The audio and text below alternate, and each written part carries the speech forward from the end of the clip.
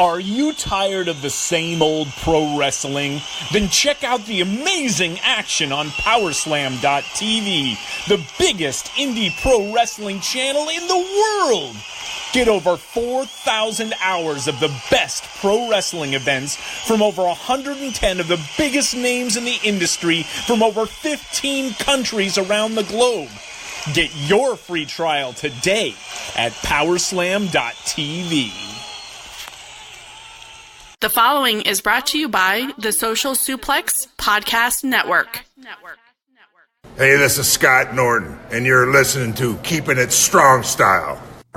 Yo, this is Rich Latta from One Nation Radio. This is brought to you by the Social Suplex Podcast Network. We present to you the Ace of Podcasts, Keepin It Strong Style.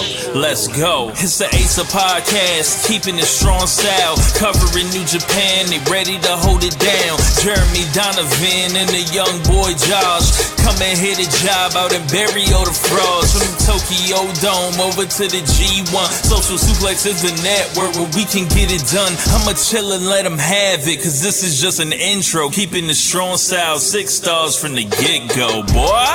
Yeah, from Tampa Bay to the Tokyo Dome, this is Keeping It Strong Style with your hosts, Jeremy Donovan and the young boy Joshua Smith. And thank you for listening. Welcome to Keeping It Strong Style, the ace of podcasts on the Social Suplex Podcast Network.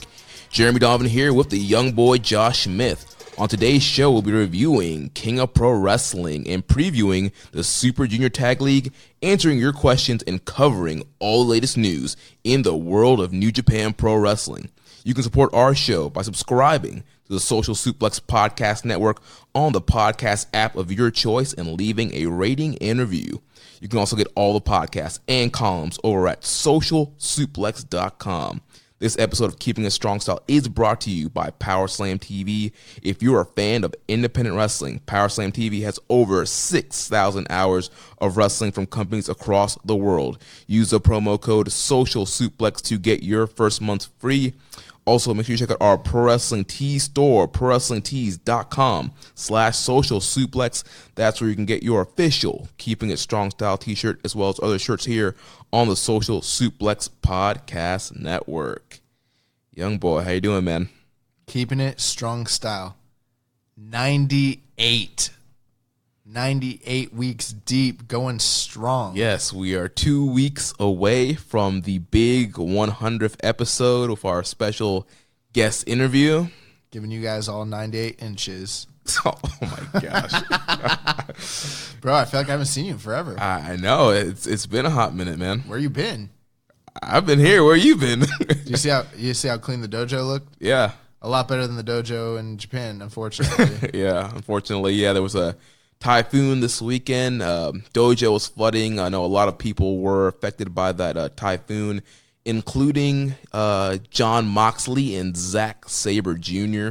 AEW was behind this. Yes, Tony Khan. Tony Khan and Shad Khan were behind this. The Khan money is so long, they can buy natural disasters. 98 episodes long?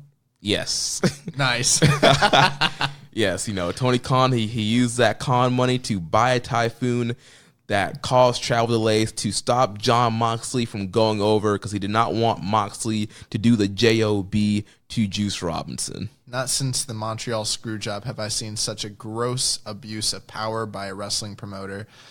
This just disgusts me. It disgusts me. And, it's the fans. We're the ones who lose. Thanks, Tony. Yeah, thanks, Shad. Kenny confirmed it on Twitter, said the typhoon was on the payroll. So thanks, Nick Jackson.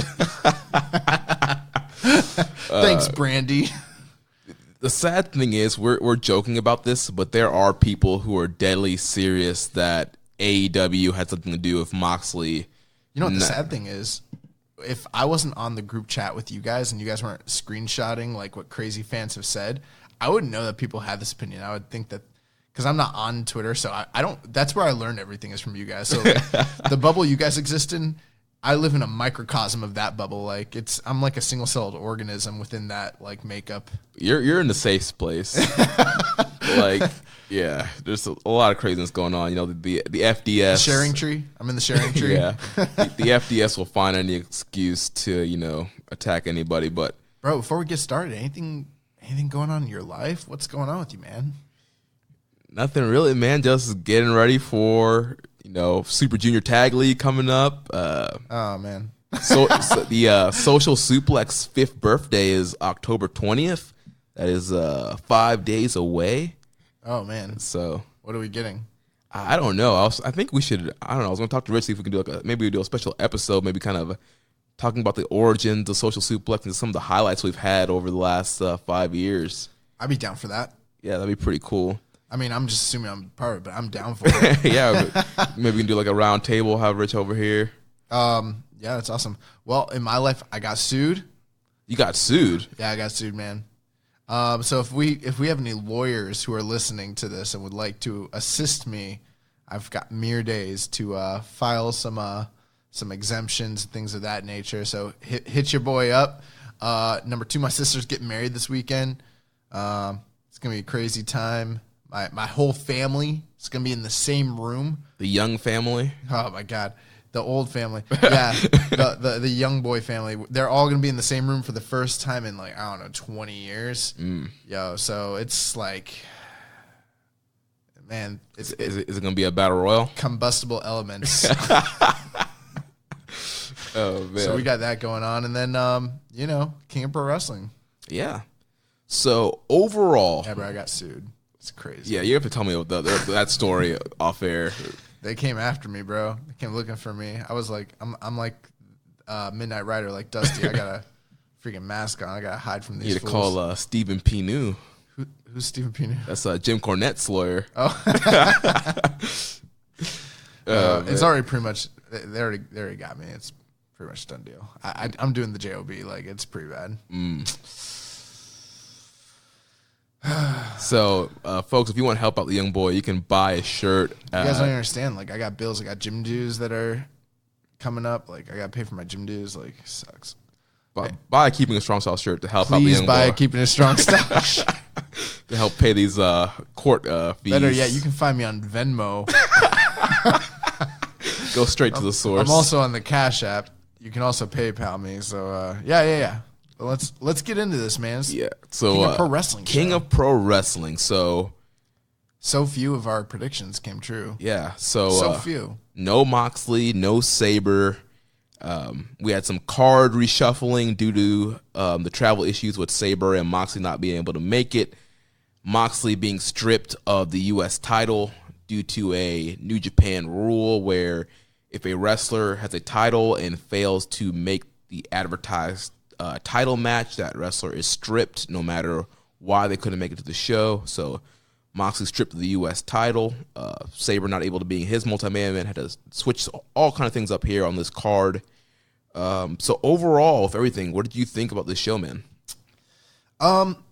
In comparison to many other major pro wrestling shows that are taking place around the same time frame, and I'm including a lot of the big shows that are getting people's attention, including like weekly television programming here in the States, I thought it was a good show.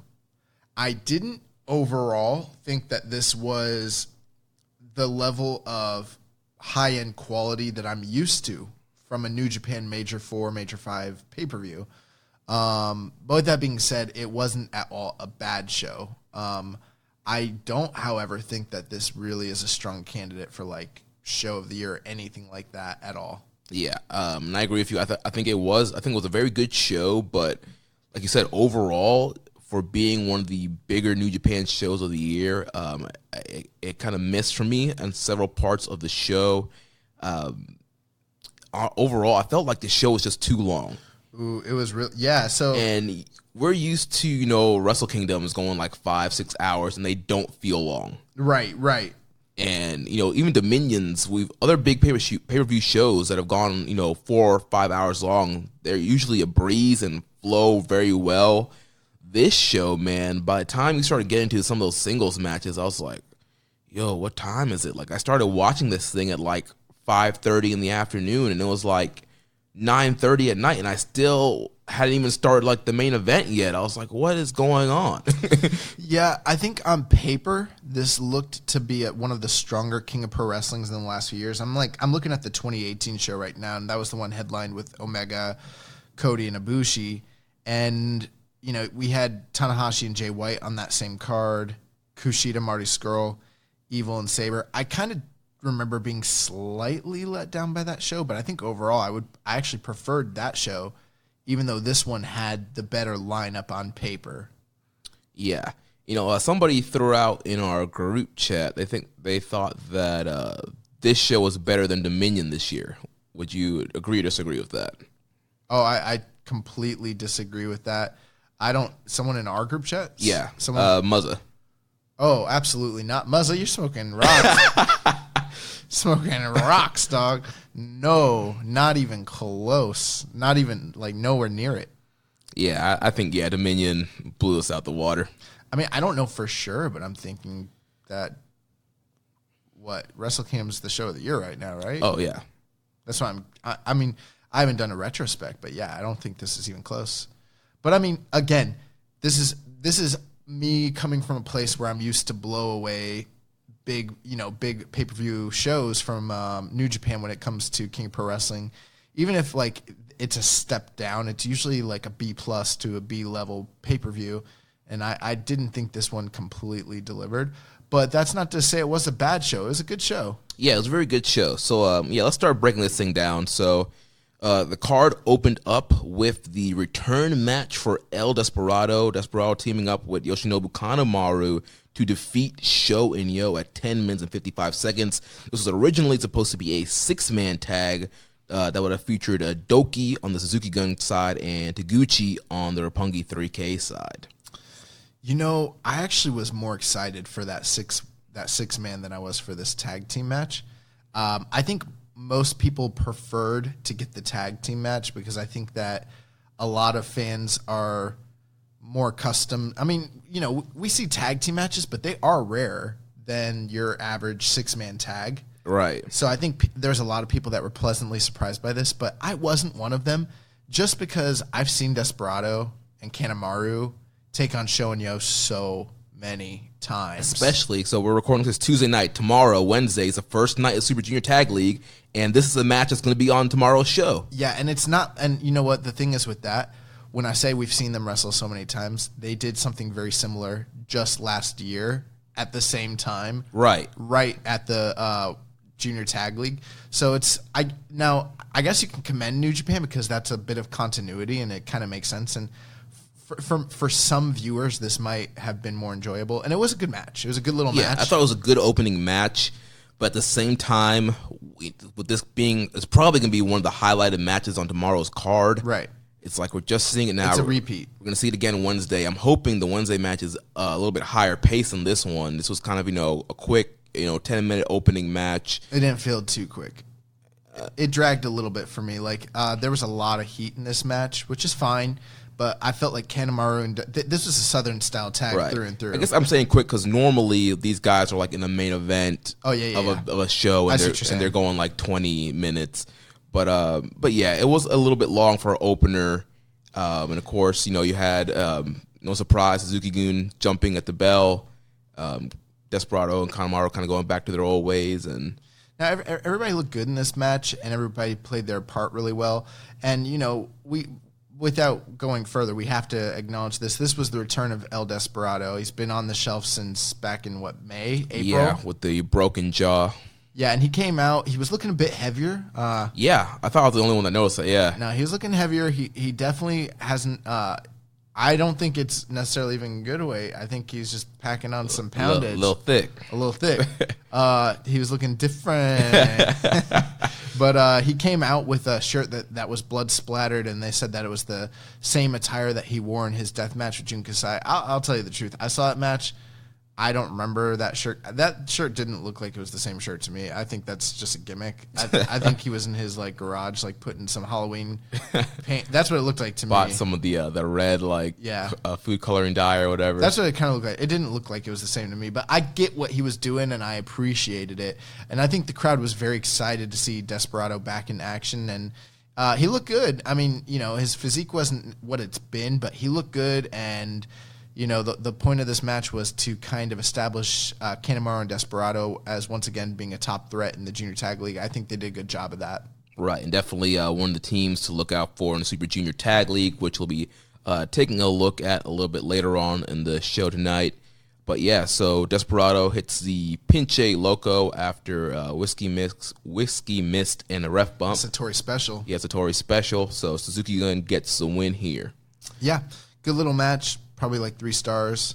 And I think that this team, I know they're capable of having much better matches than this. They probably will have a better match tomorrow during the tag league because of they're main eventing, right? I believe they are, yeah. So I'm sure that will be better. But, they never really blow me away. I'm never blown away by the Roppongi 3K Suzuki Gun tag team. Right. Tag even matches. feel when they're in main events that have longer matches, I feel it usually levels off like 3.5, 3.75. I think they had 1 4-star that we kind of liked a lot, but other than that, they kind of, it's a lot of the same shenanigans, and we'll talk about this more when we talk about Junior Tag League, but, I'm glad to see Desperado back in action, and I thought that this was good. Yep. So then we had Hiroshi Tanahashi in the continuing of his 20th anniversary series that he's been having on this tour.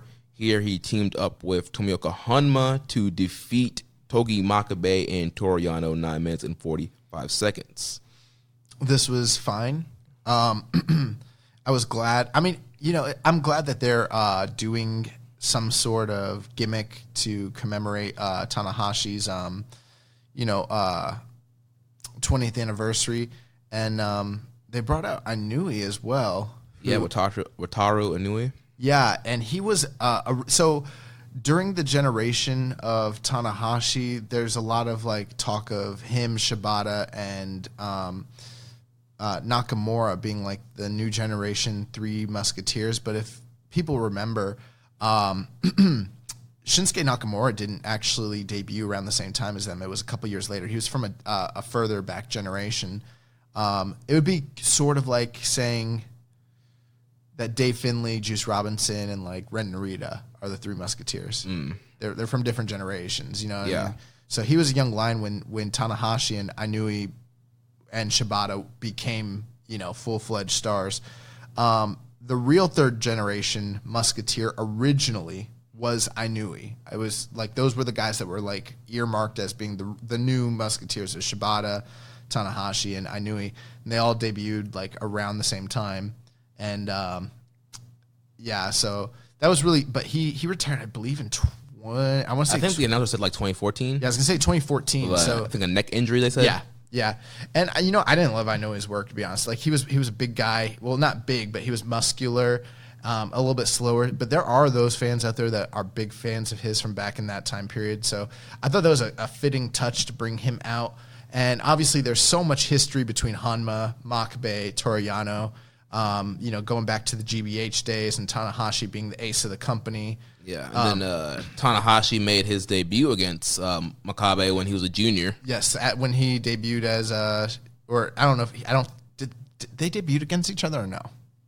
I don't know if it was Makabe's debut or not. I always forget, but yeah, Togi Makabe was Shinya Makabe back then. If it did, and he was a junior, believe it or not. That's that's so crazy to think about. Yeah. You can find that match. It's out there. It's online for sure. I've seen it before. But, so a lot of history here. These guys, man, boy, oh boy, man. Everyone. Now, I'm not cutting down the wrestlers in this match, but everyone in this match was hurting. You could tell. Tanahashi looked rough. Hama looked the way he always does post, neck injury. Togi Makabe was Togi Makabe. He took his one king of no bumps. Did he take aim? He took a bump, I think. Yeah, I think he took more than usual, I feel like. And even Toru Yano didn't do a lot of the Toru Yano shenanigans that we see. I mean, he did some, but he tends to kind of cut down on that a bit when he teams with Togi Makabe because I think they like to harken back to the GBH days a bit more. Most violent players, yeah. Yeah, the most violent players gimmick. So, we kind of saw less of what I like to see out of Yano these days, but the match was fine. Yeah, I mean, it was a fun little match. You had some funny spots with Tanahashi and Hanma doing the double Kokeshi. I liked those spots. Yeah, it's a fun good little match, Everybody got their stuff in. It was noticeable, though, how much, the level that Tanahashi, even in his battered state, anytime he did something that was so much more crisp and dynamic than the other guys that were in this this match, save for maybe Toriano, who he didn't do a lot in the match, honestly. It was a lot more, believe it or not, a lot more Makabe. Yeah. But, I was kind of anticipating that this 20th anniversary wasn't like a real thing. I was kind of hoping it was like Going to lead to an angle. And it really didn't, which is fine. But, it was weird to see Tanahashi on a King of Pro Wrestling card second from the bottom in just what's basically the equivalent of a Road to opener match. Yeah, it was really weird. It makes some of the podcasters that used to be on this network who talked about Tanahashi like going down to like opener status makes them sound a bit smarter than I thought they were at the time. Because I remember when they said that, and I was like, "You guys are ridiculous. You have no idea what you're talking about." But when Tanahashi hit the high five flow, and then afterwards he was like trying to get up and he was struggling, and I was like, Also, I was watching this match with a non New Japan Pro Wrestling watcher, and they were like, I was like, "Oh, he's about to hit his finisher. Like, what's his finish called?" I was like, "The high five flow," and they're like, "That's a frog splash." That looks like a 5-star frog splash. That's what they said. And I was like, "It's better because it's the high five flow."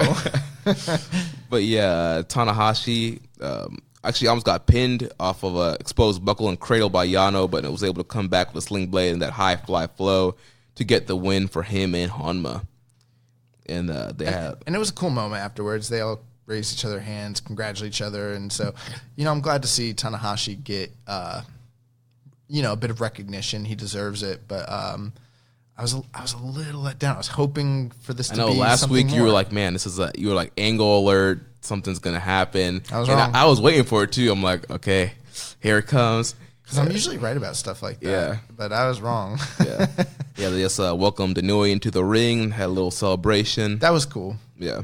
I thought Shibata should have been there. He's probably hanging out with hot chicks over in L.A. I don't know. He's Chappin. He's if y'all know about the Chappin Shibata stuff, you should look it up. Chappin. He might have been stalking Kenta. That's true. Yeah. Well, then he really should have been here because Kenta was here. Yeah, but he wanted to be in the shadows. He wasn't ready to Are you proposing that Shibata should don a crow sting gimmick and go into the rafters? I wasn't thinking about that, but maybe he should be the man of vengeance. Maybe, yeah. He already is silent. It wouldn't really be that much of a difference from his character. Yeah. Oh my god. Get him a trench coat. Get him a baseball bat. Bro, I could get behind this. Bro, and Sting didn't wrestle for a year and a half. Shibata would never have to wrestle. He could just stand in the rafters and strike fear in the heart of Bullet Club. Oh my God, give us the book. Oh man. So next up we had Tetsuya Naito and Shingo Takagi defeating the team of Doki and Taichi. And this match was originally supposed to be a 6-man tag that would have featured Bushi on the LIJ side and Archer and Sabre with Taichi. That was also a more appealing matchup to me. I understand why they did the shuffling, so I'm not going to complain. But I do want to say, remember last week how stoked we were for that lineup? Yeah, because Dangerous Techers and Archer, I thought that would have been a nice. Oh, that would have been such a cool. That would have been the coolest of the cool 6-man tag, but we didn't get it. Yeah. Maybe we'll get it in the future. But listen, I think Naito might have got the biggest pop of the night again. I know he always does, but man, yeah, it was huge pop. Huge pop. Road Warrior pop. And like I said, I was watching this with I kind of like watching this with a non New Japan watcher because it's a different perspective. And they were like, "Wait, why do they love that guy? Ain't that the guy that lost at the last show?" They're like, "Jay White beat his ass." I was like, "Yeah," and I was like, "But he's over." But yeah, he Naito was looking rough. We got T-shirt Naito. Naito was flopping on some stuff. There was some sloppiness here. Doki was Doki, but a lot of Taichi shenanigans here. Yeah, I mean, another kind of just okay match. You see a match with Shingo, and normally you think it's going to be well above 3 stars, but I think his shoulder's messed up, right? Yeah, his shoulder's all taped up. I'm guessing maybe from the match with Goto, or maybe sometime during that tour he must have tweaked it. But yeah, shoulder's all banged up. He wasn't 100%, and the match was just kind of what it was. Taichi shenanigans, Doki shenanigans, Naito and Shingo fighting from underneath. A lot of my attention was on Miho Abe. I'm not gonna lie. There was stuff that I noticed that I don't always pick up on this. I know that they've mentioned before that like when Taichi will do things that like when he'll knock over like people's seats, she'll go and like pick it up and stuff. Yeah. But like he'd hit the referee at one point later in the match. She like went and checked on the referee. Yeah. And I was like, that's awesome. She's like such a good Samaritan. She's like the Japanese like Miss Elizabeth, which would make Taichi Macho Man. So who's the Hogan that has lust in his eyes? Doki. The superpowers. So yeah, this thing came out to the end here. Maybe Minoru Suzuki. Oh. Suzuki, you have lust in your eyes. You have lust in your eyes for Miho. For Miho Abe. But yeah, this came down to the Shingo and Doki. Shingo hit a pumping bomber, but then Taichi came in, attacked him with the mic stand, hit the ref with the mic stand. The ref went throughout the match, called for a DQ. So Naito and Shingo win the match via DQ. Taichi gives no fucks, bro. Yeah, man, did not care about this tag match. Then post-match, Taichi lays out Naito with that sickest backdrop suplex. Who did? Taichi. I thought Taichi hit him with the freaking, what's it called? The last ride. Yeah, but first he hit him with that backdrop suplex. I must have missed that. Just dumped Naito right on top of his dome. And then he hit the last ride, followed up with the pin, had Doki count the 1, 2, 3. Yeah. I did notice that when he hit him with the mic stand, he bumped straight onto his neck, and I'm like, flat neck bump. Why are you doing this to yourself, Naito? It was crazy. And, you know, something I totally forgot about why these guys are even feuding, you know, they mentioned it on commentary that, you know, Taichi beat Naito during the G1 and was expecting to get an IC title match from Naito. That's why at the beginning of the match, he was like pointing at Naito's waist. I forgot about that. Yeah, he's like, where's your belt? And so, you know, Taichi was thinking that Naito was going to beat Jay White and he'd be next in line to get an IC title shot, but Naito failed to beat Jay White, and now Taichi's going to get a title shot. Such good storytelling in New Japan. I didn't even think of that. Although, I got to tell you, I don't have enthusiasm because I'm like, I don't. Yeah, I don't really want to see these guys. See Naito and Taichi again. I mean, I'm fine with it. I think they have good matches. It just happened, and right. It feels like we're getting not only this match, but we're getting a lot of repeat matches right now. Just in New Japan, like all year long, which is fine. Like we're kind of used to that, but like it's not even just repeat matches, but it's repeat programs. Right.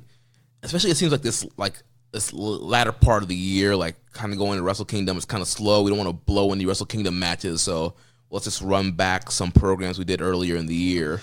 Yeah, I mean, New Japan, they're fantastic at making stars. They're fantastic at telling long-term stories.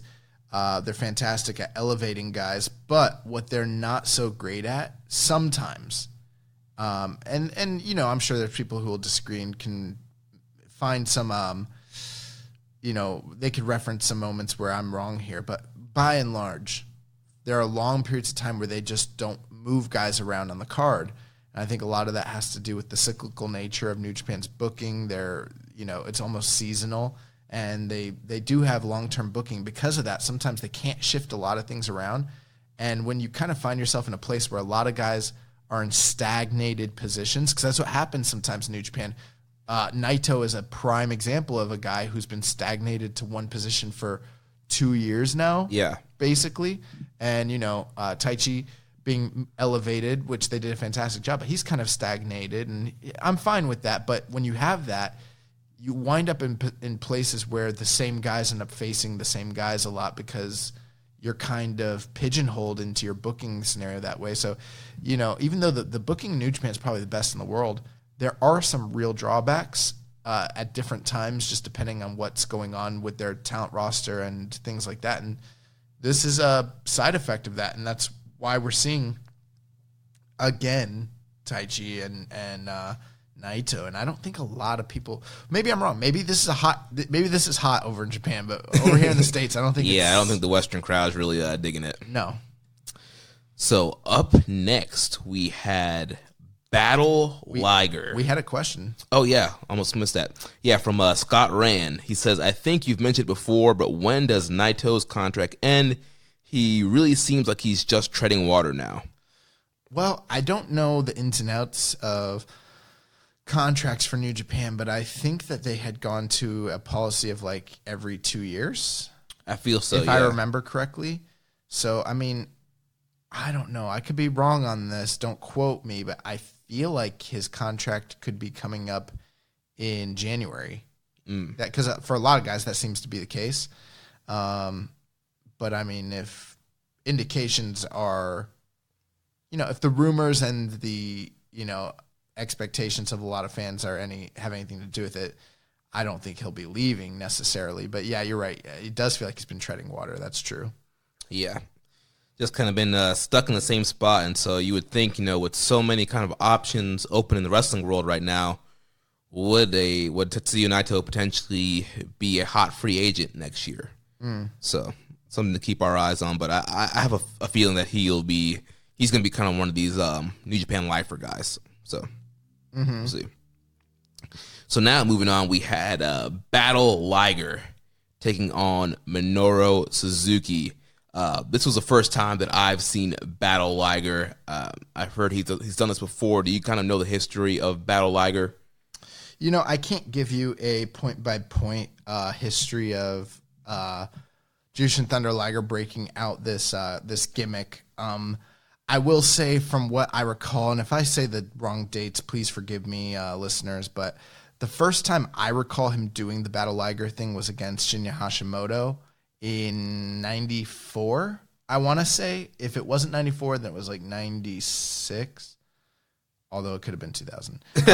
No, it was earlier than that. It was 94, 96. Yeah, he was still a junior, and he decided to take on – he was a junior champion. He took on Hashimoto when he was – the IWGP heavyweight champion, and he broke out this kind of gimmick.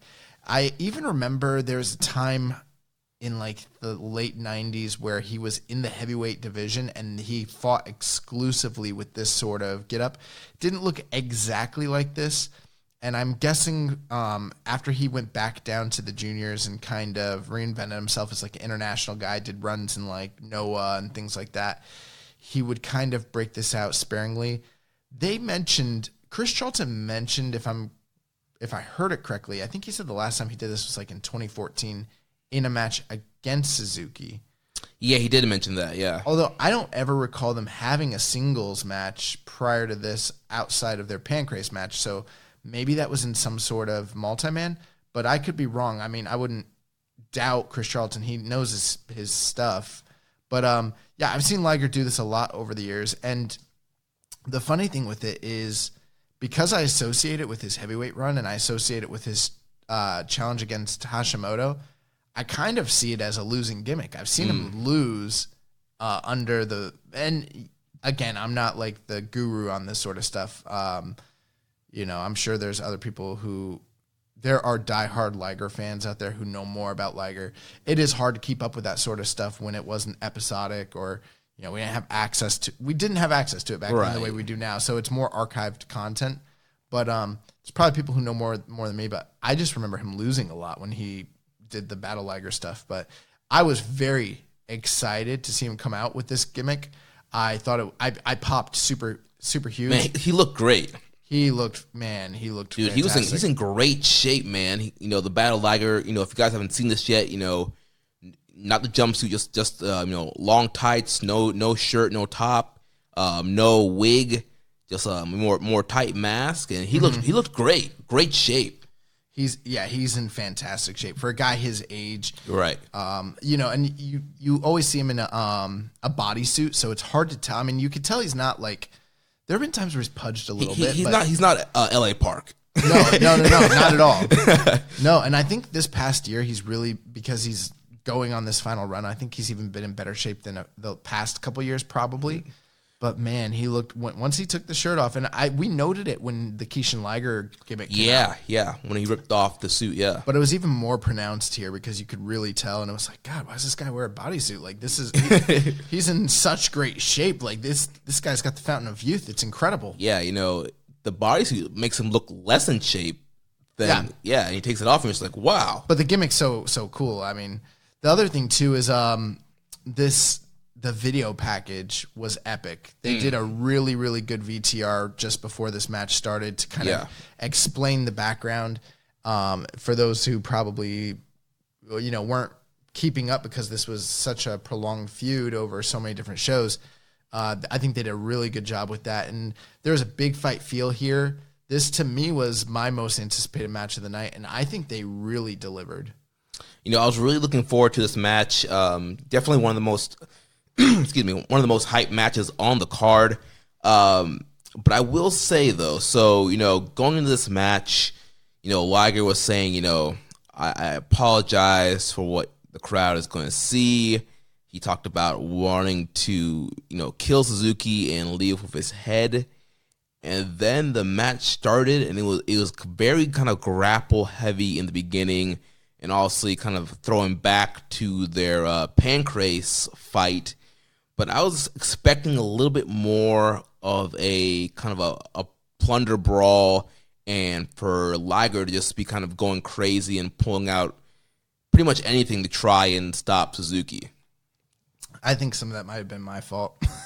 I don't think it was the way the match was built and what, the last promo that Liger said before the show, I'm warning you, like, be careful what you're going to see here. Like, I want Suzuki's head, and then the whole angle with, Keishin Liger, then the last angle at the New Japan Road where Liger got disqualified and hit the ref. Like, I was expecting, Liger to, like, as soon as the bell rang, I was expecting Liger to, like, blitz this guy, like, pull out a chair, like, I was expecting these guys to juice. I was expecting, a wild brawl over the arena, and that's not quite what we got. It started off very kind of grapple-based, kind of throwing back to the Pancrase stuff, and, Liger wanted to get the submission over Suzuki, and then kind of went into, like, a strike fest towards the end of the match. We really didn't get that kind of crazy wild brawl that I was expecting, but however, I still thought this was a great matchup. I went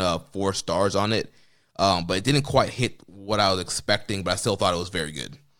Yeah, I did. I was speculating last week that this would be some sort of plunder brawl, much akin to the lucha brawls that we see over in CMLL and just over in Mexico.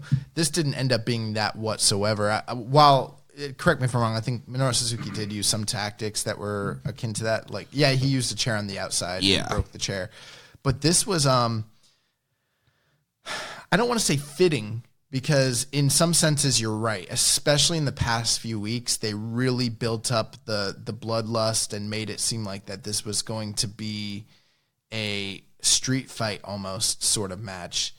But what they ended up doing, the prolonged nature of the beatdown that Suzuki put on Liger and his defiance against the force that is Minoru Suzuki in what was essentially a strong style quasi UWFI sort of battle, it does fit along the lines of what they'd been building with the history of them with the Pancrase fight. Right. And Liger coming out in the Battle Liger outfit actually is a closer look to what he was using at the time of the Pancrase fight in the early 2000s. And even similar to the mask that he wore, because he actually fought. He fought that fight in Pancrase with the mask, like basically this mask, like a toned down version of it. So I think it was akin to that. I also think at some point we've seen most versions, maybe not color schemes or patterns, but we've seen most versions that are like variances of Jushin Thunder Liger. So I think him fighting in Sumo Hall for the last time, I think that's it was fitting that he brought out the Battle Liger thing. But I got to tell you, I really, really liked this match a lot. And yeah, it might not have lived up to the hype of what people expected the match to be. And that might be a little bit on New Japan or the bookers and maybe even the talent. But the match itself, in a vacuum, I thought it was fantastic. Yeah, it was a great match. And, they just told a story of Suzuki just kind of being this overwhelming monster and Liger just having to fight from underneath and literally muster up everything he possibly could to fire back and try to take this monster down. Yeah, it seemed to me it was very much a prolonged, kayfabe-ized version of maybe the kind of fight that they'd had previously. And, this might be, I don't know, someone, you can fact check this and maybe prove me wrong, but I can't think of anything. This might be the best ever match between two 50-plus-year-old competitors. I can't think of one. I mean, if there was one, maybe it involves Negro Casas, or maybe it involves Ric Flair, or maybe it involves Suzuki, but I can't think of one off the top of my head, Yeah, nothing's coming to my top of my head right now either. I mean, I don't know. I think about it and I'm like, well, there was the Billy Robinson and Nick Bockwinkel exhibition match in Japan back in UWFI, which was fantastic. But other than that, what two 50-year-olds can go out there and have a walk in the park, just above 15-minute 4-star match like this? Yeah. At this level with this kind of build and have it be one of the feuds of the year. I don't think that this match was really a letdown for what it was built up to be, especially considering the talent that are involved. It just wasn't the expectation that people had for it. But in a vacuum, the match was awesome. Yeah. And super emotional. Yeah, throughout the match, Liger was attacking the arm, working over Suzuki's arm. He kind of wanted to get revenge over the submission loss at Pancrase. He wanted to try and tap Suzuki out. Yeah, I was nervous. He was working a lot of MMA-based submission holds. He went for a triangle, and I was like, look at Liger. Oh, my God. And at one point, Suzuki had to go to the ropes, which almost never happened. So that was a cool – there was some cool stuff here. Really cool stuff. Yeah, there was one – was that the – what did he rolled out of something that looked pretty cool? Was it? I don't think it was the triangle choke. There was something else he had him locked in that Suzuki kind of do a forward roll, get to the ropes. I thought it was the triangle, but maybe it was. Maybe I'm just picturing it. I don't know. That it could have been anything. This match was awesome though, and the strikes, Liger. The one moment that really got me the most was when Liger is hurling shotes at Suzuki, and Suzuki's no selling them, and he's every 3 or 4 shotes, he's hitting Liger with one huge forearm, elbow forearm strike, and just rocking Liger. And again, there is the story there, the age-old story of a grizzled junior heavyweight taking on an established dominant heavyweight, and there was a size differential. They don't look that different, but in kayfabe, right, there is a difference between their weight classes. And Liger has never. I mean, yeah, we've talked about him being in the heavyweight division, but he's always been a junior in the eyes of New Japan, and that also played out here, and it played out in spades. And this match was. This was one of the I mean, with Liger going out this year, no, he hasn't had banger after banger, but I mean, I don't know. What were the 2 best matches he had this year? This and probably the Ishimori match? Yeah. Which, that seems like it was a million years ago. Yeah, dude, that seems like it was last year. But this is a really, really fitting final big match for him in Sumo Hall. And I'm excited for Tokyo Dome. Man, I got a little teary-eyed. I didn't get really teary-eyed, but I was a little emotional. And then the follow-up, the end of this match, the moment when he was trying to get him up for the gotcha, I was on the edge of my seat. And I was just praying to God that it didn't happen. Yeah, Liger was trying to strike him as much as he could. Suzuki rocked him with the forearm, got him up in that gotch pile driver, and kind of just stalled for a bit, got him in the right position, held him there for a while, and then bam. There was also a moment where Suzuki got him in a chokehold. He was only in it for a few seconds, and they dropped him, and he dropped like he was dead. Yeah. I was like, these guys are masters, bro. These guys are masters. But he was playing possum because he rolled him up after that, right? I don't remember that. I remember being terrified for Liger. He might have come out of it. But I don't think he was playing possum. I think he was dead. But take us to the finish of this.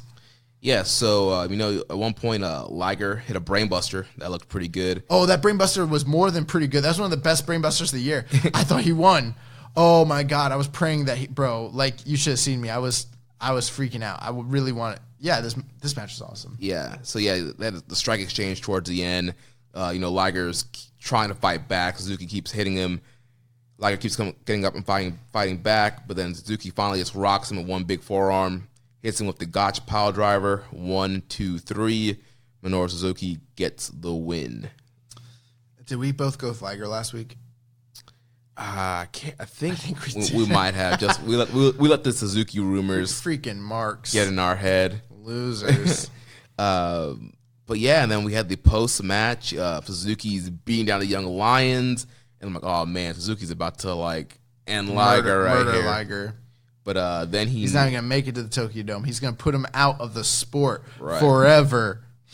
And then he kneels and bows down to Liger. Bro, what a moment. Yeah, and kind of teared up. What a moment. And yeah, he honored him. Yeah, crowd popped huge for that. Yeah, that was one of the, after a really fantastic match, that was the thing that made it legendary. The match was really great, and I don't know if people are gonna go back and rewatch this in the future, but I think the thing people always talk about is Suzuki getting down on his hands and knees and bowing to Liger as Liger's defeated prone body is just splayed out on the canvas. That was really a special moment. Yeah, that was a great touch.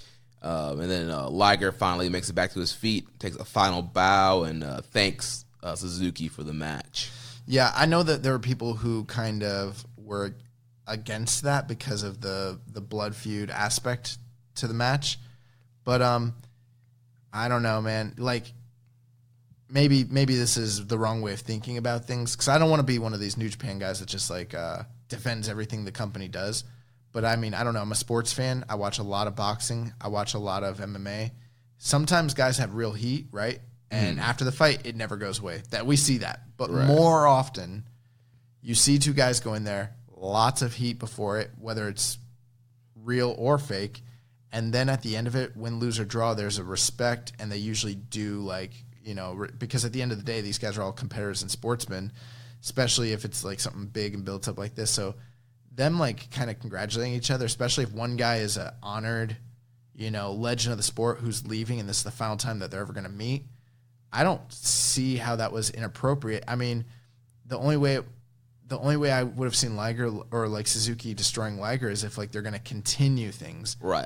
And they're clearly not. I thought it was very fitting. I didn't think it was inappropriate. I heard people people saying that who were these guys were talking about killing each other, and then the next moment, they're buddy and hugging afterwards, which I get. Right. I get that, but I thought that this was the right way to play it. And if you're gonna point that out, you gotta point back every angle in pro wrestling where you had it was Dave Meltzer, where you have enemies that become friends again. So whatever. Yeah. But we have tons of questions here. First from Reddit user that was 5 stars. Says, while good, I thought after a year-long feud that Liger and Suzuki's match didn't have the big crazy payoff I expected. Did they drag it on too long? Where do you see each person on the Wrestle Kingdom card? Well, I want to say this before we answer this question. I thought Suzuki Liger was too low on the card. Yeah. I thought that this was a really big match, one of the biggest matches of the show. I don't think it needed to be top 2 or even top 3, but it should have been the top 4 when they threw that 6-man tag in between the singles matches, which originally wasn't that. I'm I don't get why that was a mistake. Yeah, and I don't know if this was what Liger and Suzuki decided. There's a part of me that kind of feels like Liger wanted. I don't know. We hear stories about him being magnanimous when it comes to things like this and wanting to give back. Maybe he wanted to be lower. I'm just speculating. But that was not a good call. This was a really big match, and not just from a point of the stars, but the time, the build, the energy they put into it. If you're gonna build a match, regardless of who's in it, with that much put into it, you don't put it third from the bottom. Right. So I thought that, especially on King of Pro Wrestling, it wasn't there was, yes, a really good lineup, but it wasn't this a Wrestle Kingdom lineup where there's so much other more important matches. This could have been 4th from the top, and it would have been fine. Right. Now with that being said, going back to the question that we got here from that was 5 stars. He said, well, good. I thought after a year-long feud that Liger Suzuki match didn't have the big crazy payoff I expected. Did they drag it on too long? Where do you see each person on the Wrestle Kingdom card? I thought this was fitting. I mean, I think maybe we had higher crazy expectations for the blood, or maybe even for the performance. But keep in mind, Liger hasn't been doing big matches like this, except for once or twice a year for the past 2 years. And even when he does, he can still go, but not at the top tier level.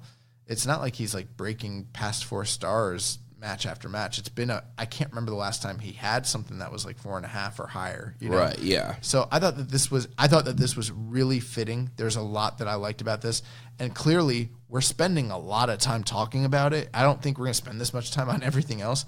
So it definitely left an impression on me. Maybe that's me, but I felt like it did for you too. Yeah, I don't think it drug on too long, but like you, that was 5 stars. I think you were kind of expecting more of a wilder match, but right. I feel like the match told a great story. They had a lot of great callbacks to the whole pancreas, which was the whole original start of this story, and I thought it was a very good match. And as far as Wrestle Kingdom, we've got news already on what Liger will be doing both nights. Yeah, so we'll talk about that a little bit later when we talk about for Suzuki. I don't know. It all depends if the rumors are true. Well, wins and losses matter in New Japan. He just picked up a really big win, so yeah, so he's back in the W column. So yeah, we'll see what Suzuki does. But maybe I mean, Suzuki gets in that mini tournament. Maybe see him unify these belts. I mean, I could see potentially maybe a never title match. Oh God, I would love to see Liger and like who, Kenta. No, I was thinking Suzuki and never title match. That's what I said. You said Liger. My bad. Suzuki and like Kenta, or I don't know. Let's give me Suzuki and Ishii just because. Just because I love it. I don't know. Suzuki, hopefully he's not. Here's what I don't want to see. I know there's a lot of talent. I don't want to see Suzuki in a 6-man gauntlet. I don't want to see him in no Rambo. Nothing like that. Give me singles match Suzuki at Wrestle Kingdom, period. I don't care. Yeah. Next question from Reddit user NJPW Extension. Do you think Battle Liger should have been more competitive, or was a definitive, arguably lopsided loss the right call?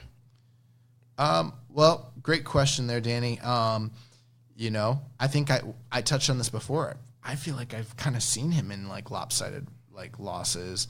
There is a really good gif out there of him wrestling Mizawa in a New Japan ring when he was Battle Liger, and he drops him with this incredible Liger bomb. It's pretty cool. I think it's from a tag match in the mid 2000s, but I don't know. I feel like I've always seen Battle Liger lose a lot, so from that standpoint, kind of made sense.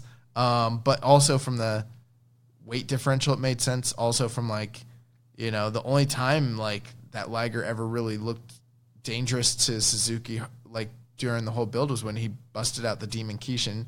And I also thought it was smart that they brought out Battle Liger, because the way the mask is set up, for a fact that there's no Kishin. There's no Kishin under it. So it kind of tempers your expectations. Right. So I thought this was the right call. I liked the story they told. And, I don't think Liger wanted to.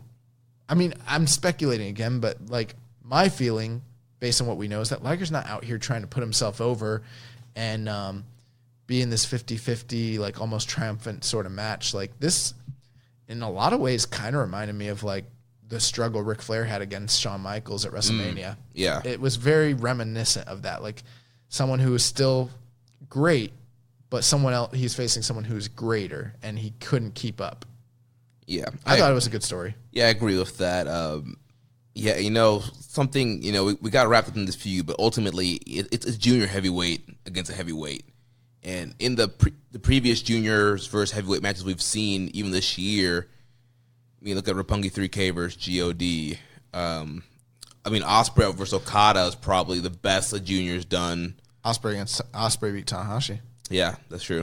But he was kind of... He's a heavyweight. Yeah. Well, kind of. Pretty much. Yeah. So you always got to remember that heavyweight versus junior heavyweight kind of thing going on here. So overall, still thought it was a great story, and it was a great match. Next question here from Reddit user Zack Saber Time. Piggybacking off the rumor that Suzuki is through with the company, what do you think of Sonata taking his place? He's an outsider too, and it will finally get him up to a top level. Also, did you think the Liger-Suzuki match was weird? They have been going at each other for over 6 months, and when they get a match, they start with a collar elbow tie-up. I think they definitely could have made the match shorter and more effective if they just went at it. So a couple things. Is he speculating that he should take Suzuki's spot in the pecking order of New Japan or his spot as the head of either Suzuki-gun or some other stable. I feel like he meant his spot, like the pecking order. Well, it kind of seems outsider. like they're setting him up to do that regardless of whether Suzuki stays in the company or not. Right. Sonata's being elevated, and someone's spot's getting taken here. Yeah, I think Sonata's going to a top level, and we'll talk more about him here shortly. It seems to me, I don't want to defend the Liger-Suzuki match too much because it seems to me that we're getting questions where people had other expectations and they kind of feel more similar to you that this didn't pay off. And I had those thoughts watching it, but I got so engrossed in the story it didn't really matter to me. But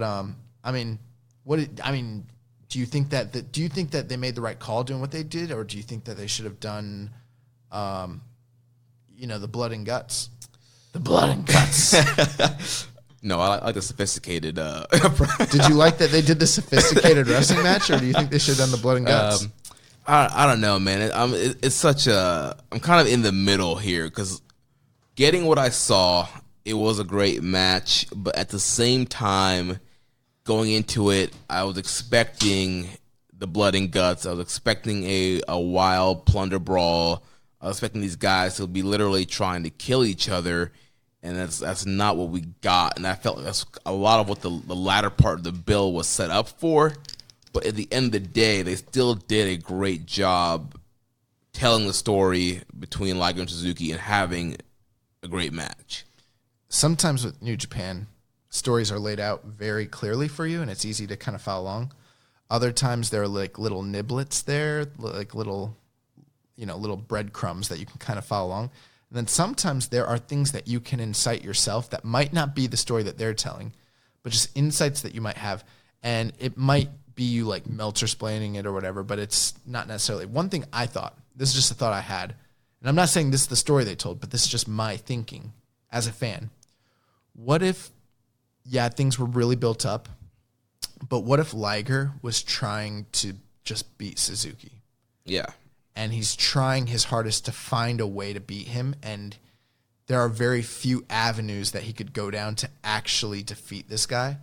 And this type of match, this hard-hitting, almost like Puroresu throwback kind of match is what he wanted, but he was trying to throw Suzuki off his game, so trying to get Suzuki incited to like be so angry that he is expecting a plunder match, and instead he's gonna switch on him and go at him, on the other end. That's kind of what my thinking was, but I don't know if that's exactly what they were going for.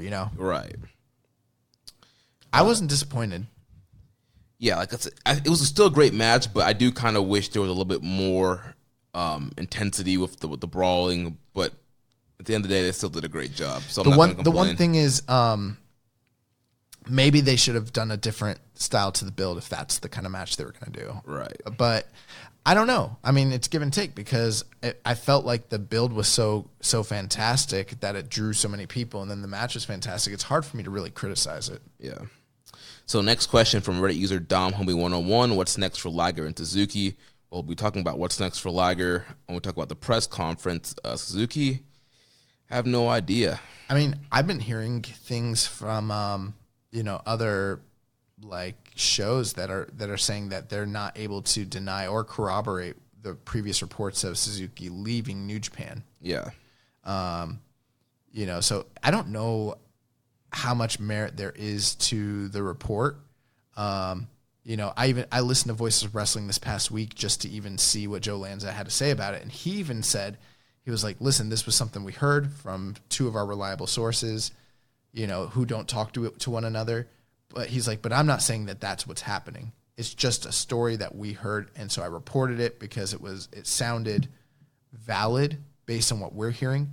He was like, there's other people on our network who have gone to their sources. They're not hearing the same thing. He was like, whether I'm right or whether I'm wrong, my sources that we use all the time to break stuff are usually very good. He was like, right. So he's like, this wasn't Joe Lanza saying this is what's going to happen. He was like, this is what someone has reported to us. And right. He's like, we thought it was newsworthy, but I'm not hearing it from, and I said it last week again, I didn't think when we talked about it, I was like, I don't think Joe Lanza would ever say something like that unless they heard it from somewhere that was pretty reputable. Mm-hmm. Those guys are very reputable, but you're not hearing it from any other major news publications just yet. So I think it's still time to be apprehensive as to whether that is really happening or not. And if it does happen, hats off to the Voice of Wrestling guys. Like they were the first ones who broke that story. But I don't know. There's nothing here for me to really think that Suzuki for sure is leaving just yet. Right. Yeah, we have to hear some more stuff kind of going around to kind of confirm that he's actually going to be heading out the door. So we haven't heard anything yet. No. Next question from Scott Rand. He says, where does the amazing Suzuki Liger story go next? Maybe the bow leads to Sabre sensing weakness and he takes over Suzuki-gun. People really want this Sabre-gun shit, don't they? Yeah. Like, people really want Sabre-gun. I got to tell you, I don't think Zack Sabre is ever going to take over Suzuki-gun, probably. I don't know. I think that they would put Taichi in charge before they put Zack Sabre in charge. I said that last week. I could see Taichi-gun over Suzuki-gun. You said that? Over Sabre-gun. You said that when you said that. I was like, they could really do that. And, like, for a long period of that group's history, going back to way before Zack Sabre was ever recruited into it, Taichi was there. Taichi's always kind of been the second-hand, right-hand man. I think Taichi is the guy that... And also, yes, Zack Sabre is signed, and yes, Zack Sabre is a long-term guy, but Taichi is too, and they really have done a lot to invest in him. Since he's been a heavyweight, they've done a great job kind of telling the story of his elevation, getting him in feuds with Naito, getting him in the never title mix.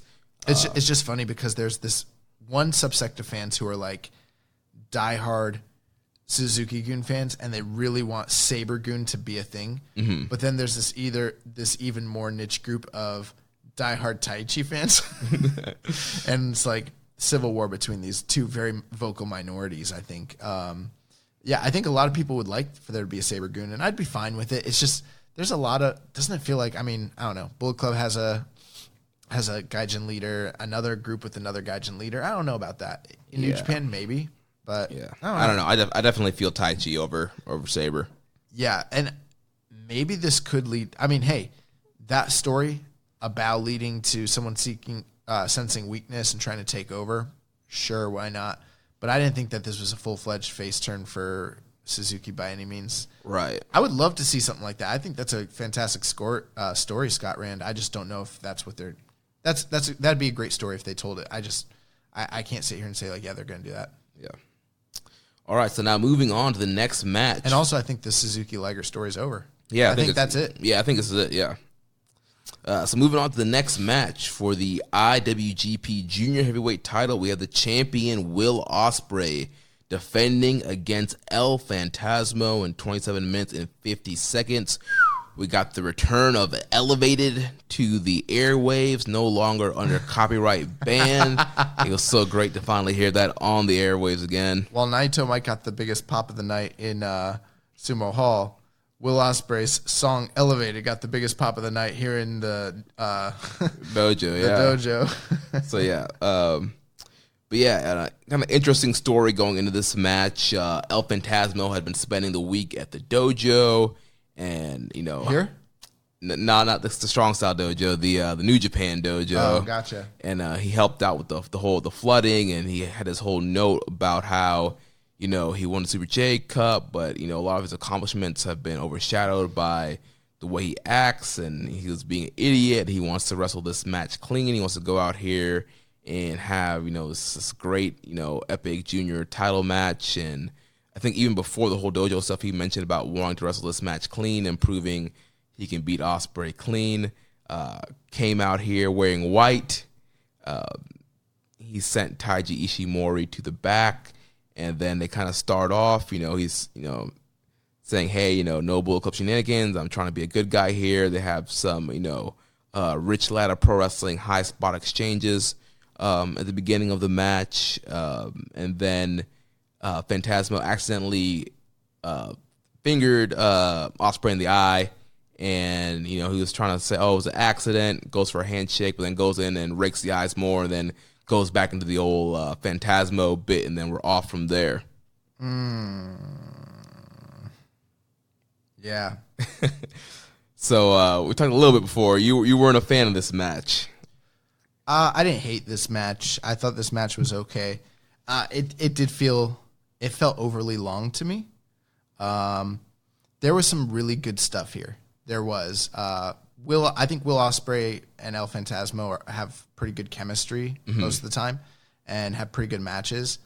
But I don't know, man. For me, and maybe I'm off base here. I don't know if anyone else felt this way. I know you really liked this match. I felt like it was a bit disconjointed with the match structure. It was kind of all over the place. Like, yes, they were doing cool stuff, but and there was a story like early on, but then the story kind of like devolved, and they were just kind of like in the crowd, and then they were like back in the ring, and then Phantasmo was like trying to bust out all the Bullet Club, which he did it during the Super J Cup as well. And I didn't like it there, and I don't really like it here necessarily either. Unless maybe I'm just wrong. Maybe the one time we ever saw that was with Kenny Omega.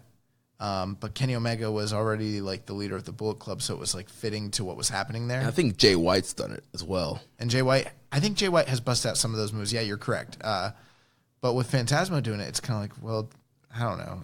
Maybe because he's a Gaijin guy, and I think it's just super heat. Like, look at this douchebag, like using the Styles Clash, using a V trigger, trying to hit a One Wing Angel. Like you're not the Bullet Club leader. Like, what are you doing? Right. And maybe it worked on me, but it didn't really get heat on me.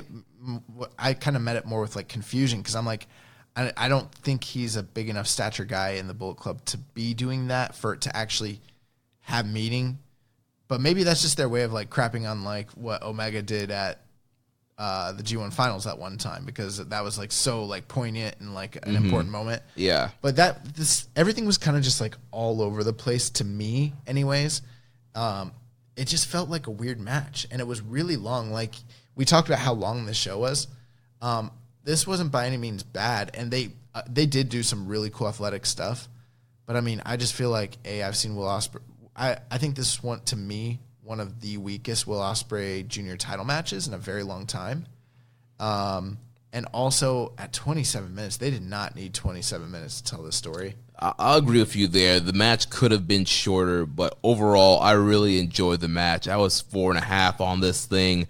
I thought there was a lot of great innovative spots. I liked the brawl in the crowd, and Phantasmo doing that big dive off the balcony there onto Ospreay. I liked how they shot it to make it seem like the distance between the top of that balcony and the floor was like really high, but in actuality, like it wasn't. Yeah, they did a great job with that. But that's the camera work in New Japan. It's awesome. Yeah, and there was just a lot of really just cool spots and just cool reversals into moves, and I liked Phantasmo busting out Kenny's and AJ's moves.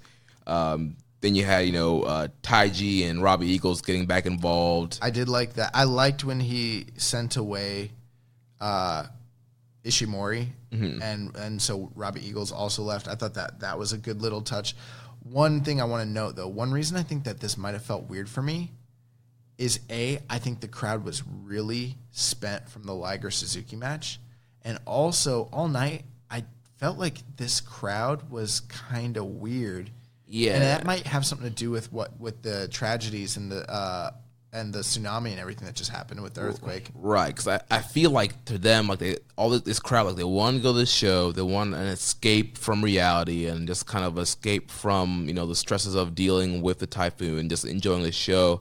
But at the same time, I'm sure they must have been emotionally drained, even if their housing and stuff was damaged or families they know. That's possible. Yeah. Yeah. So I thought that also is something to kind of keep in mind when we talk about what was happening with the show. The crowd always plays a big role into it. And I think in front of a different crowd, this match might have even played a little bit higher for me. But even though they were doing cool stuff, the crowd didn't seem to be as into the match as I would have expected them to be. And it might have had to do with, the Liger match being right in front of this, and then B, what you had just mentioned. Mm-hmm. But yeah, then there was a great callback to the Super J Cup Phantasmo had been winning a lot of his matches in the Super J Cup with, a straight punch below the belt and then rolling up. And here he punched Ospreay with a low blow, hit him with the belt, and hit a big splash for a great near fall there. And just some other more great creative counters. Ospreay busting out the Essex Destroyer, which is that flipping DDT that he does. Love that move. Then you had Phantasmo trying to hit a super CR2, but Ospreay counters out of that. Phantasmo tries to hit a super Rana, but Ospreay lands on his feet, counter into a super power bomb, and then he had the nastiest hidden blade, where he hits the hidden blade from the front. He missed one hidden blade, I believe, right? Yeah. And then that one in the front, he killed him with that. Yeah, he wrecked Phantasmo's life with that hidden blade. That was awesome. And then he hits him with the Stormbreaker. 1, 2, 3. Will Ospreay retains the IWGP Junior Heavyweight title? I think out of the 3 matches they've had, personally, my personal opinion, this wasn't a bad match. But I thought this was the lowest of their 3 matches. I think I prefer their their Best of the Super Juniors match. I thought that was the best match they had. And then I think I like the J Cup match a little bit better than this one. I don't know. I think the J Cup match was their weakest match. It's possible. Yeah. I wouldn't fight you on it. I would never fight you on anything. Shoot on me, I lose. And then we had a failed Hiromu watch here. I was so confident. Bro, I was confident. I was really confident. I was like, dude, Hiromu's gonna come out because this is like the last time. All right, it's the last big show. This is the last big show before. I mean, there's Power Struggle, but nope. No, like he's not coming out at Power Struggle, and I don't see him coming out at Junior Tag League or World Tag League or anything like that. What about Road to Tokyo Dome? You don't think he's going to come out on one of those December shows? I mean, at this point, the only way I could see Hiromu making a return before Wrestle Kingdom is if they do some sort of special press conference. And I don't know how much, like, in the States, those press conferences are by and large kind of ignored. Right. Only, like, the diest of diehards watch them. So I was shocked. I really thought he was coming out here. Yeah. I guess maybe they could say him for New Year's Dash. I know we've been wrong a lot of times, but it felt like felt right. This is the moment, and this is the time, and they didn't do it.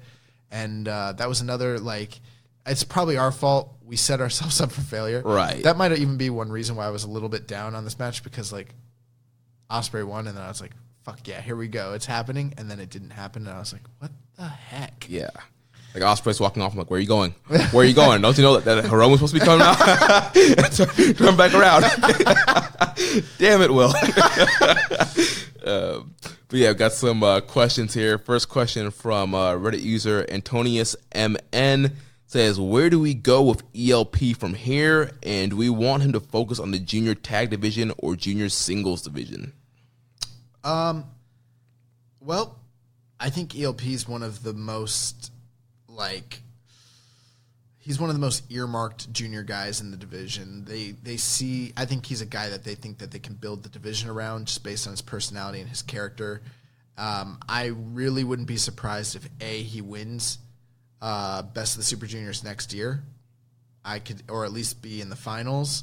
But I think he's going to win it next year. Like, and it's pretty early for me to be saying that, but I really think he is winning it next year. Like, I would probably put money on it. And I think he's gonna hold the IWGP Junior title sometime next year.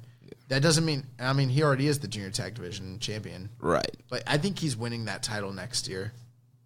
Yeah, I can definitely see that happening. I think, him and Ishimori will be booked pretty strong in this upcoming Super Junior Tag League that'll be starting on Wednesday. I think, they're not going to lose many matches in that tournament. So, right now we don't got many junior tag teams to really work with that are kind of the full-time teams. So, building up him Ishimori would be good. But, yeah, I can definitely see him next year having another great year in singles. One thing I got to commend them on, I don't think that they've done a fantastic job with the junior tag division this year. But with that being said, I like the fact that they've been implementing their junior tag teams in all, like, kind of parlaying their tag feuds into singles feuds, which is something that I think we've said needs to happen in the heavyweight division which doesn't happen. And I like that they're doing that in the junior division. I just wish we had more junior tag title matches or more junior tag teams in general. Yeah. Next question from Scott Rand. Who is the next challenger for Ospreay? He says he's still hoping for Taka.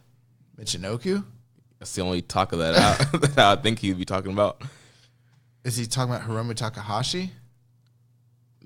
I don't know. He said still hoping for Taka. I'm going to say, he probably means Hiromu, but I'm going to say he means Taka. Taka Michinoku. Who is the next challenger for Will Ospreay, man?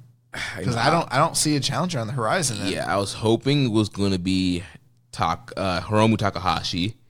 But, I mean, if you're continuing this whole Bullet Club Birds of Prey feud, you could have Ishimori challenge next.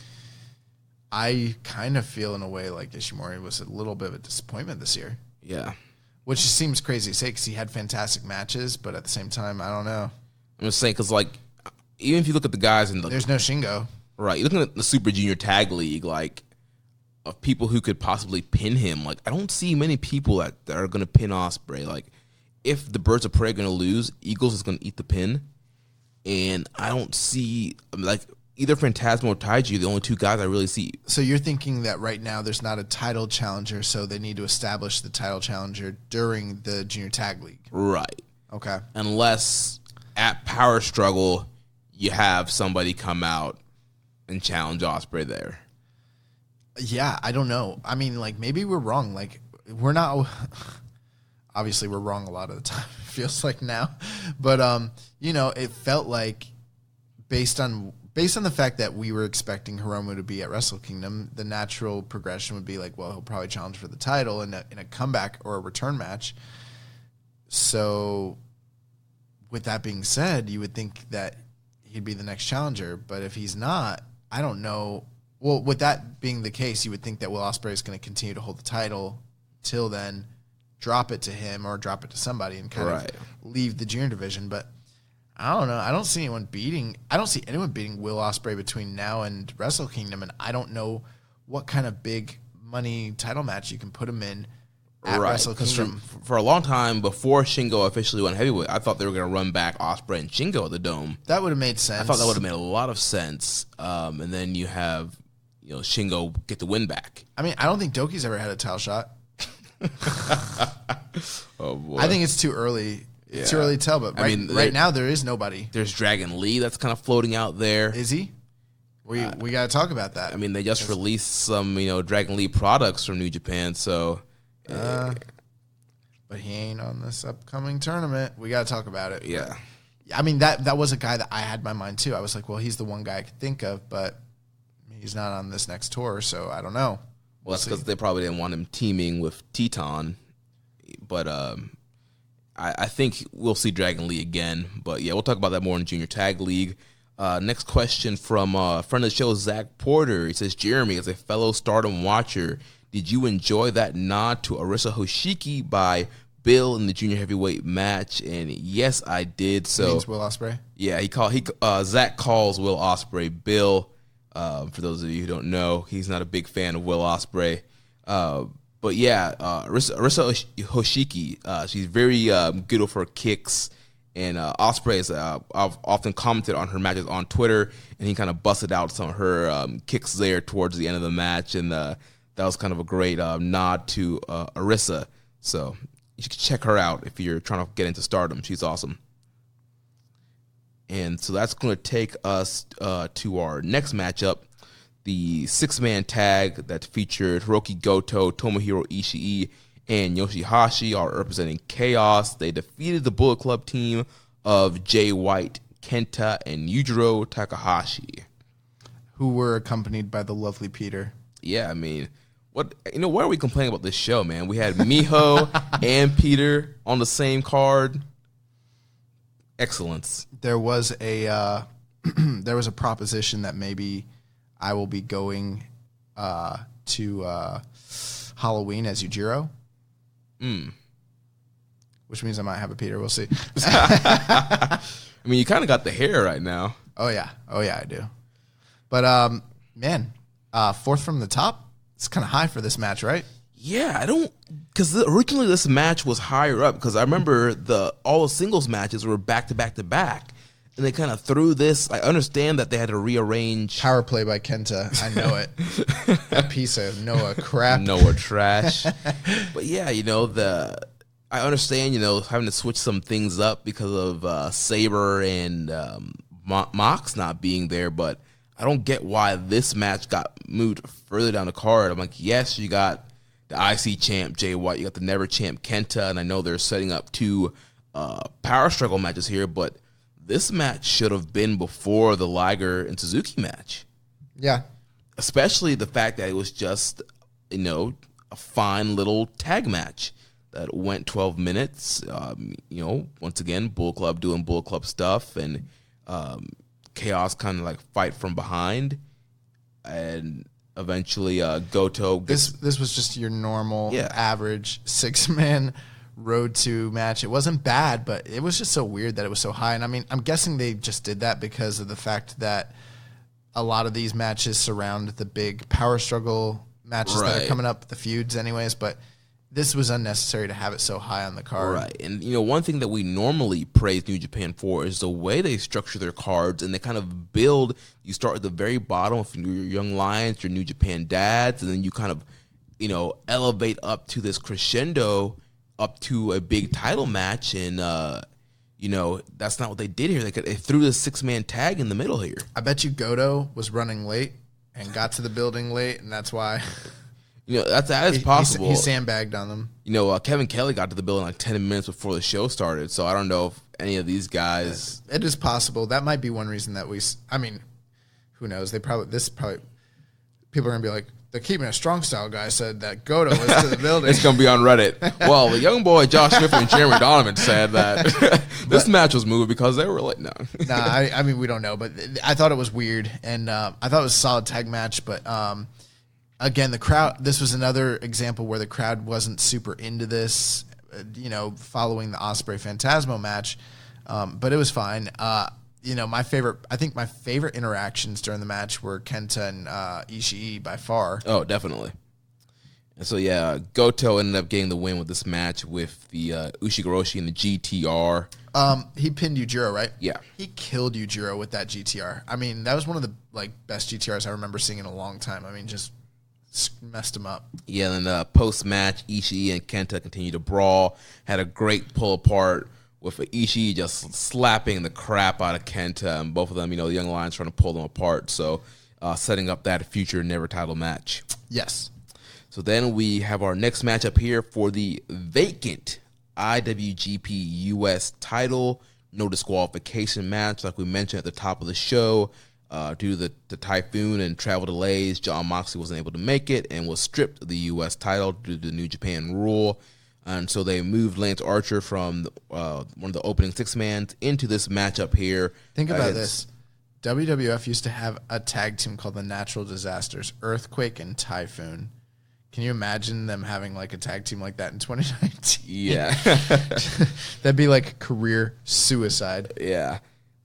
So we have Archer here taking on Juice. Archer gets on the mic. He says that the people paid for a no DQ match. He wants this to be a no DQ match. Juice Robinson agrees. The announcers officially announced it as a no DQ match. That was a bad decision, I think. On Juice's part? On Juice's part, but also on the booking. So, this is my opinion. Mm-hmm. I know I put a lot of praise on the Liger Suzuki match. I was happy with the way it turned out. But if Mox isn't going to show up and you're going to put Archer in this spot, which congratulations, Lance Archer. That's awesome. But there's no heat between Juice and Lance. Why don't you move the stipulation to the match that has the heat? Right. That's what I think that's what they should have done. Or even move this match up too. I felt like this match could have gone before Liger Suzuki. Oh, you mean lower on the card? On the card. Yeah. That's a possibility, but I really think that if they're going to do a no DQ match, this wasn't the one to do it. Right. They should have added that stipulation to Liger Suzuki and then just made this a regular match for the vacant title. They're already fighting for the vacant title. They don't need the added stipulation. And we'll talk about this match. I thought this match was good, but I didn't think that the I don't know. You tell me your opinion, but I didn't feel like the stipulation fit the struggle between these two guys. No, because essentially, this is Archer getting a big opportunity, had a great performance in the G1, and I think I wanted to see more of that. Right. I wanted to see G1 Archer in a match against Juice Robinson. I didn't want to see Plunder Archer and Plunder Juice I felt like this actually held back the type of match that they could have had. Right. I think they could have told a great story and had a regular, sophisticated singles match. But they went with the Plunder Brawl. I guess they figured, these are two Gaijin guys that can wrestle that, North American hardcore ECW style match. Well, plus after seeing the athleticism of the match between Ospreay and El Phantasmo, it's kind of hard to kind of live up to that. Plus, that there's going to be some high spots with the top two matches. So I think that they're trying to differ. They're probably just trying to do something different to make their match stand out on a stacked card. But I think this is the wrong way to go. I think that I would have much preferred the G1 level Archer and Juice. But you know what? At the end of the day, these guys worked really hard. This was a hard-hitting match. Hard-hitting match. Lots of plunder. Archer call back to the G1 where he chokeslammed Ospreay through the table. He chokeslammed Juice through the table. Juice took some horrific bumps in this match. Yeah, I mean there was the cannonball bump, putting Archer through a table. Off that, he landed kind of nasty on that. And then the spot towards the end, the blackout on those stack of chairs. Yeah. But yeah, I also felt like the finish was kind of flat. Because you thought that he was going to pin him there, and he kicked out. That should honestly that should have been the finish. That was the peak, and I know what they were going for. They were going for him hitting the blackout, Juice kicking out. Juice is going to lose, so Juice needs to kick out to keep his heat, to be made to look strong because he's so his fighting spirit. Mm-hmm. But then he gets beat almost immediately right after that with no hope spot, and everyone was, how do I say it? We obviously know that matches aren't always won with just one finishing move in New Japan. I mean, matches end in all sorts of different ways with different moves, which is a good thing, but finishing moves are very protected in New Japan.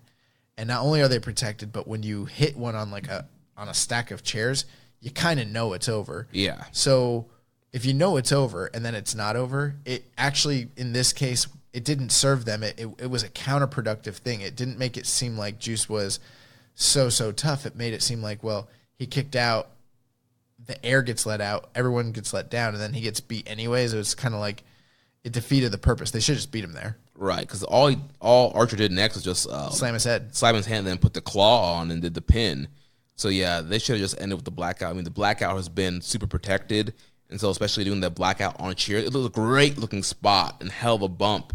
So I would have ended it there. Yeah, I think these guys would have had a better regular singles match. Right. I went 3.5 on this. I would have gone about the same. Yeah, I thought it was very good and a lot of great spots. Archer pouncing Juice to the table and some other cool spots I had in this match. But I felt like the no DQ stipulations kind of limited them. Now, here's the thing. I really thought, I know not everyone agrees with this, but I really thought Juice was going to win the belt here.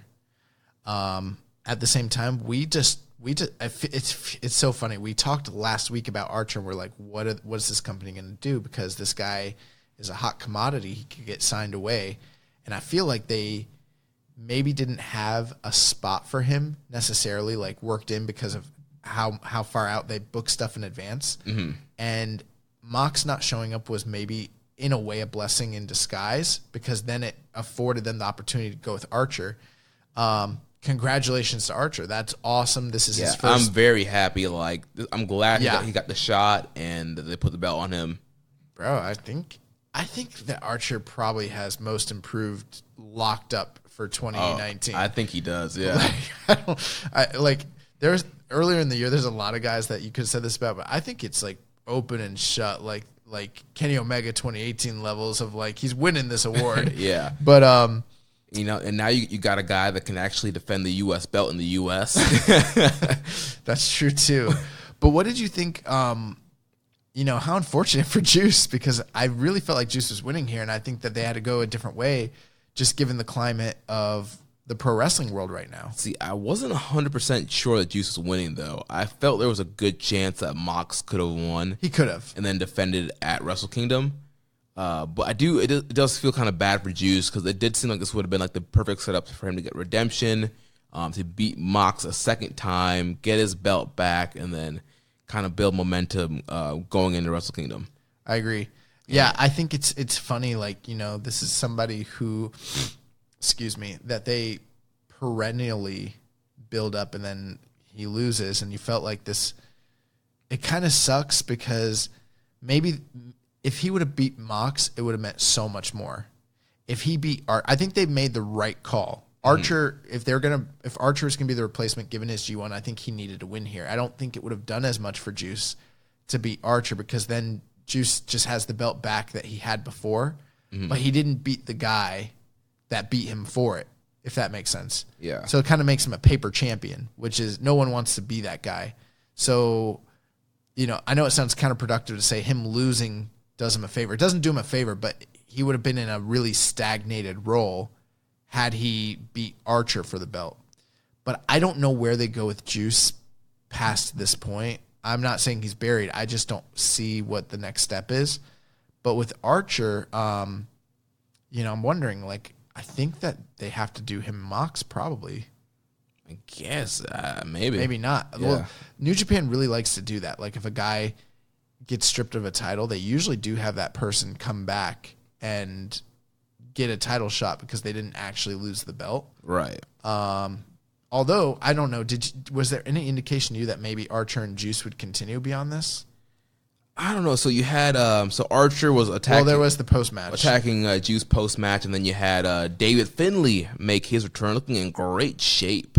Probably the best shape we've ever seen him in since like his Young Lion days. Right, comes off, he fights off. Archer hits him with a couple of stunners, and then him and Juice kind of embrace. So it was hard for me to tell if that meant that Dave Finlay's getting a title shot. That's what I thought. It's either Finlay's getting a title shot or they're just setting up Juice and Finlay for World Tag League. They might win that.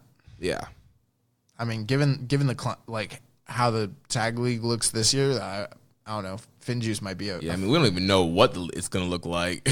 Yeah. But yeah. Finn Juice could definitely be a top candidate. Yeah. So yeah, I don't know what's going to happen next there. We do have a couple questions on this matchup here. So first from Reddit user, that was 5 stars. I'm so glad that Lance That match was not 5 stars.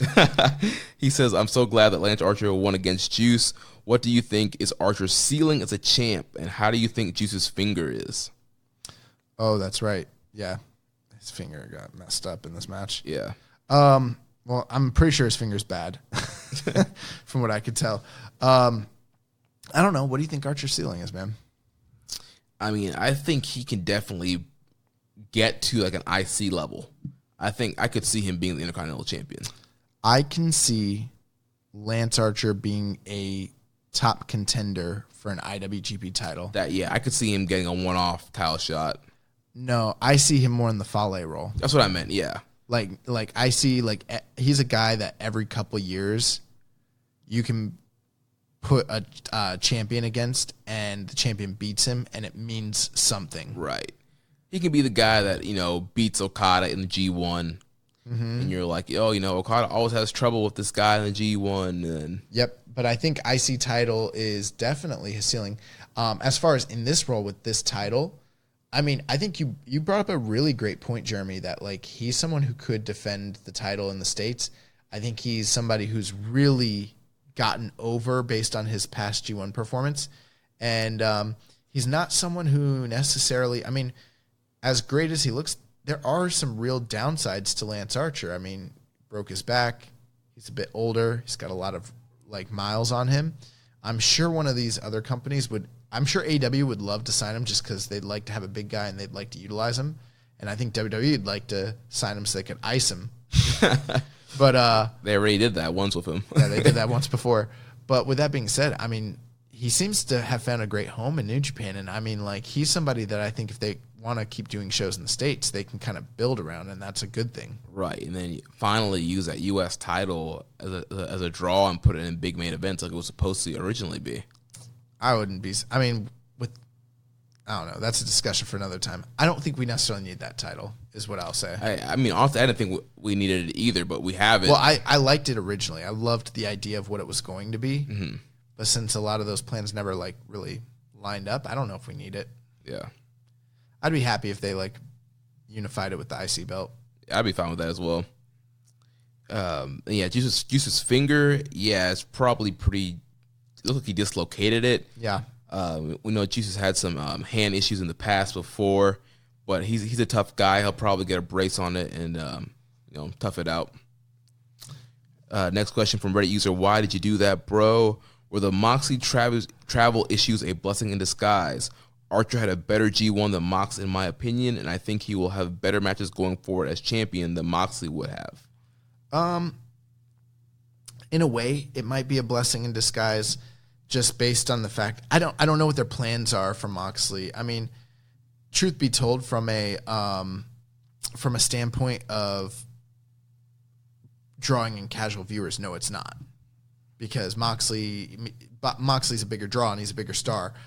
So, but from the standpoint of the issues between AEW and New Japan, and we don't know if things are changing daily, so we don't know what the situation is. But if in fact there was issues with him working for both companies, and there will be going forward, this might be a convenient way to get like you said, a blessing in disguise. Like, this might be a good way to have had to get the title off of him without them having to job him out and all that sort of stuff. But I mean, I don't think it's ever better for them to, as great as Lance Archer is, Jon Moxley's the bigger star. Now, I do think he had a better G1 in my opinion, but not by much. And maybe, and I only say that because I think Lance was more consistent. Yeah, but I don't think he peaked as high as Mox did. Right, I feel like Mox definitely had higher peaks than Archer did. Absolutely. And just being the bigger star. I mean, I'm sure a lot of people signed up for New Japan World to see Jon Moxley. I mean, he's one of the top stars right now, being pushed heavily in AEW. Got the big Kenny Omega match coming up. So I'm sure a lot of Westerners would have tuned into this show to see Mox. And with him not being there, did people watch this or not? The other thing, too, is as far as having better matches one way or the other, I think it kind of just depends on your taste. Right. Because they have different style matches. Yeah. Next question here from Reddit user Jar of Peanuts. Who do you guys think Gato hates more, Juice or Naito? I mean, I don't think he hates either of them, but I see what he's saying because they both keep losing. Right. Probably Juice. Yeah. First off, he's Western. He's white. Second off, Naito makes him more money, so I'm guessing Juice. I don't know. Yeah. Also, what's up with Juice's hair, man? Yeah, it keeps getting shorter and shorter. He's like, I'm going to be even more serious this time.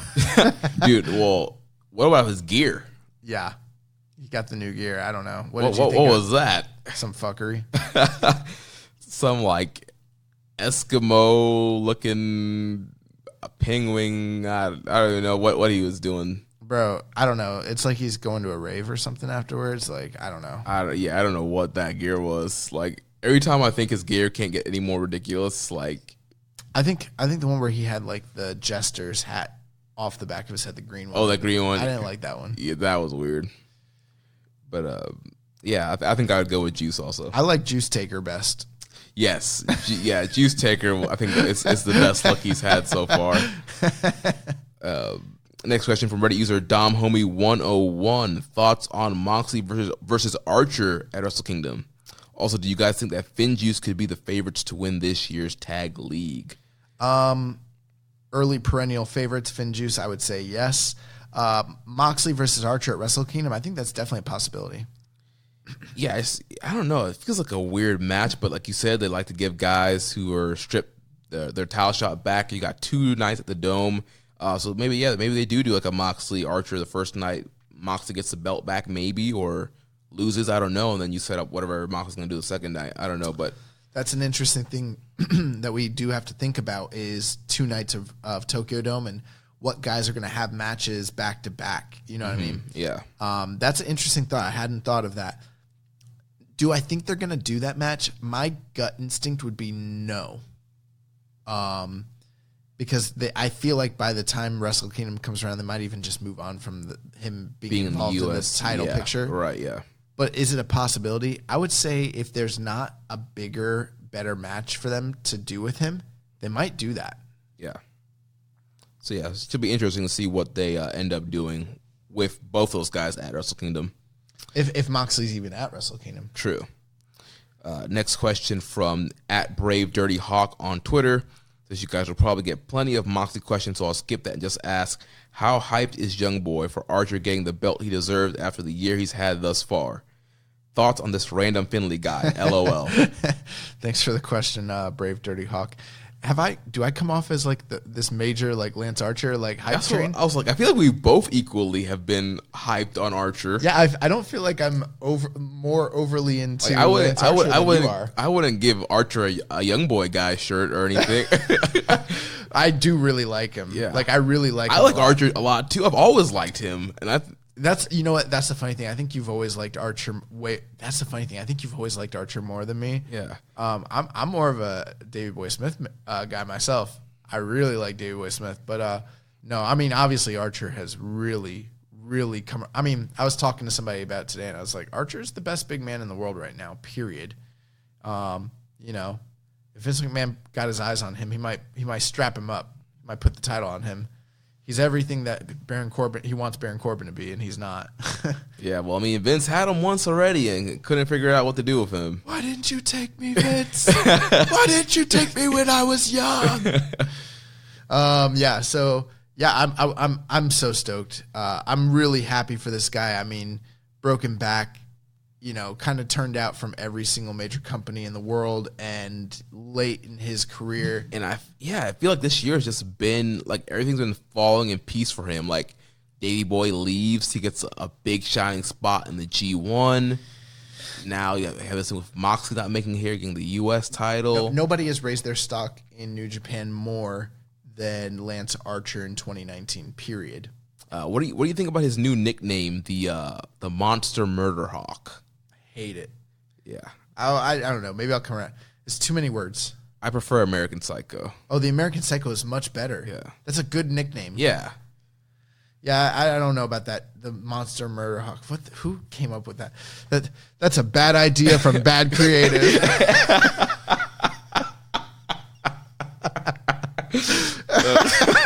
And it's gone. And that's gone now. Oh, man. This Finley guy, he's pretty good. Yeah, Dave Finley is really good. He reminds me of there was this other wrestler named Finley something that he kind of reminds me of a little bit. I don't know. Yeah, I don't know what the plan. I'm guessing like we're gonna get Finn Juice in the World Tag League, and they're probably gonna be top contenders. Probably win that. Maybe we'll get God versus Finn Juice at Wrestle Kingdom one night. But yeah, I don't know where they're gonna slot Finley, if they have plans to elevate him next year, or maybe I don't know. Maybe they kind of ride out Finn Juice for next year. Possibly. I mean, we need some fresh teams in there. And the last question comes again from Scott Rand. Man, Scott Rand asking the good questions today. I lost it. Will the feud between Mox and Juice continue without the belt? My guess is no. I think that if there were somebody that they needed to have a big match with at Wrestle Kingdom, Juice makes a lot of sense because of the story between them, and it's been built up. But the U.S. title was really important to the third match. Yeah. It wasn't so important in the first or the second match, but for the third match specifically, it had a lot of meaning. And without the belt, I don't see any reason why they need to do it again. It means a lot less without the belt. And that's a good testament to New Japan because you don't always see that with feuds. But in this case, they elevated that title, and it meant a lot more between the two of them for this match. And I wouldn't do that match without the belt. Yeah. I think the belt definitely added that extra element in there. So, yeah, I wouldn't do it without the belt either. All right, so now we move on to our semi-main event of the evening. We had Kota Ibushi defending his right to challenge for the IWGP title at Wrestle Kingdom 14 against the King of Darkness, Evil, the man that beat him in the G1, which earned him this right to challenge Ibushi. 24 minutes. Yeah.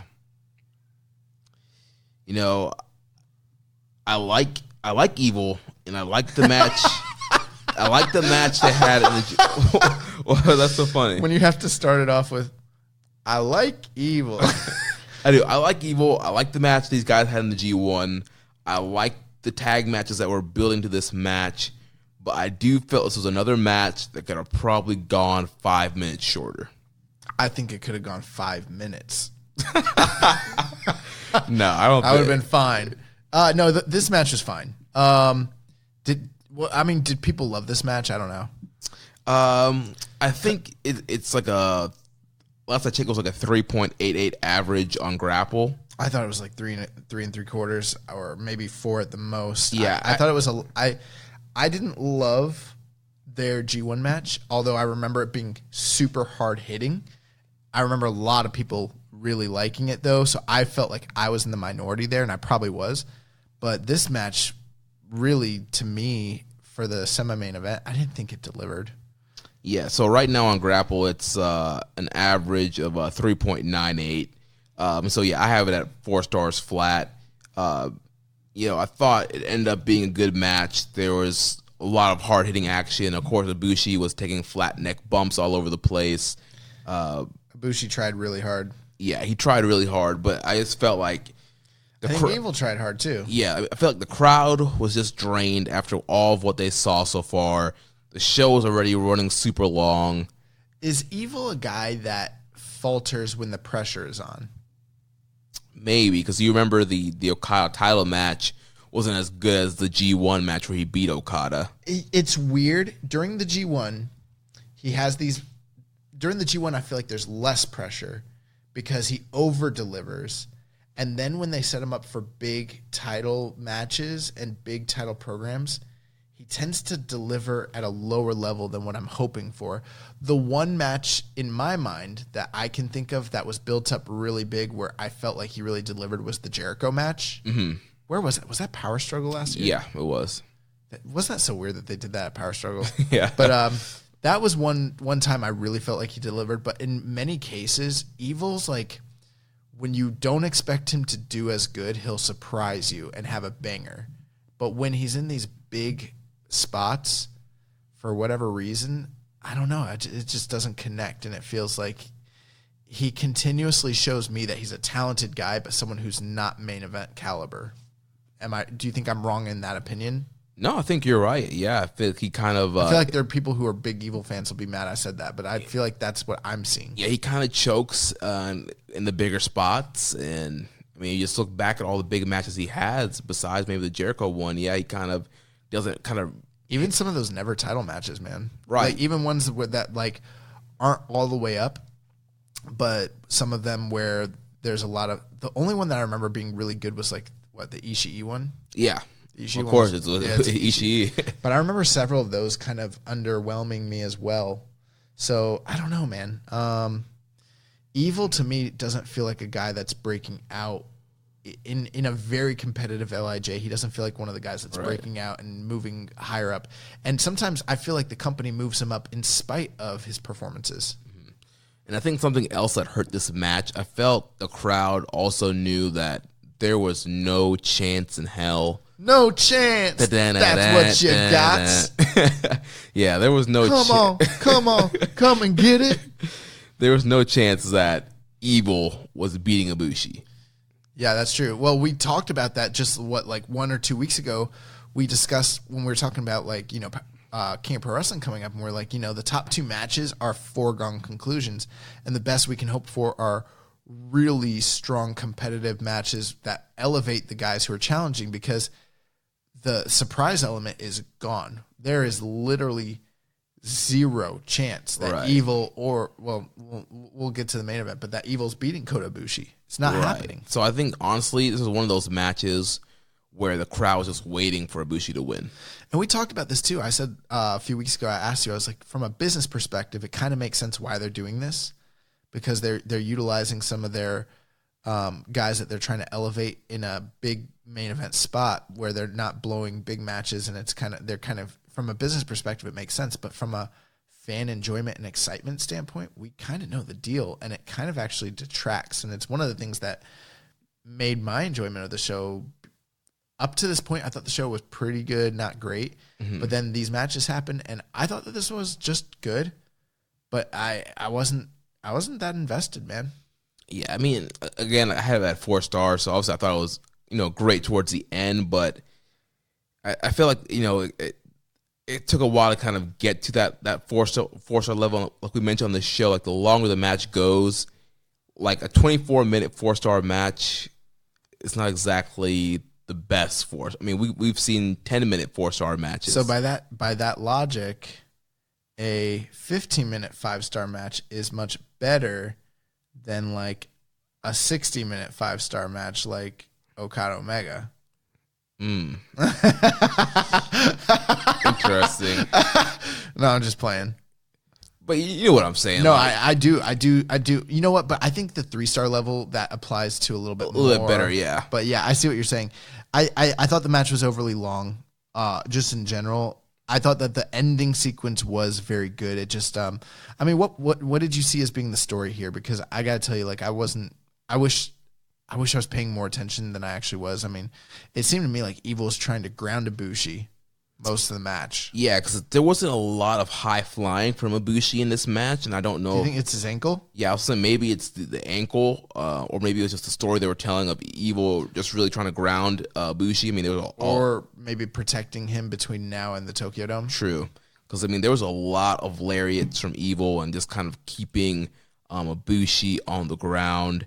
But shout out to Evil though. He had some awesome half and half suplexes. Yeah. Towards the end, he was killing Ibushi. The ending sequence was fantastic, but the lead up to it wasn't the best. Yeah, unfortunately, there was. But the ending sequence was awesome. The lariats and the suplexes and yeah, I mean there was a lot of like awesome, and some of the like Ranas that Ibushi hit Evil with as well. Yeah, and they were trading headbutts and chops. There was a spot earlier on where Evil is going for the Bronco Buster, and Ibushi jumps up and like double stomps him on the way in. I marked for that spot. That was great. Does Evil usually do Bronco Buster? Yeah, but he doesn't do it like X-Pac where he like rides their face. He just hits him once. Once, yeah. I feel like it's been a long time since I've seen him do that. Am I wrong, or am I just not remembering? I felt like he was doing it in the G1. I was wondering if I saw him do that. I was like, does he do that all the time? And I just like am not paying attention. Yeah, I think it's like one of his signatures. That's what I was wondering. I was like, is this one of his like? I'm pretty sure he hits it every match. I'm like, is this one of his like? I'm gonna get my shit in, brother. Things that like I don't realize he always does. Yeah. Because for some reason I was like, oh shit, about to hit the Bronco Buster. My God. So Ibushi hits a big knee, then takes 2 Kamigoyes to put Evil away, and he gets the win here and keeps his contract. Yeah, and the crowd seemed pretty happy with that. And you can tell, I think, how the majority of everybody was feeling, because we got literally no questions on this match. Yeah, we got no questions about it. At the end of the day, this was still a good match. Good pace. You know, they created enough doubt at the end to make it seem like maybe Evil was winning, but I don't think the crowd ever really bought into that. If this stipulation hadn't been tied to it and it wasn't such a foregone conclusion, the match might have been better received by the crowd, I think. That's one thing that I think detracted from it just slightly, and maybe why my enjoyment of it wasn't as high as it possibly could have been. But you know, this was the last big stop for Kota Ibushi on his road to the Tokyo Dome, and he secured his title challenge. He retains the contract, and he's going to be challenging the IWGP champion in Tokyo Dome January 4th. Yeah. So speaking of the IWGP champion, Kazuchika Okada defended his title against Sonata in 37 minutes and 28 seconds.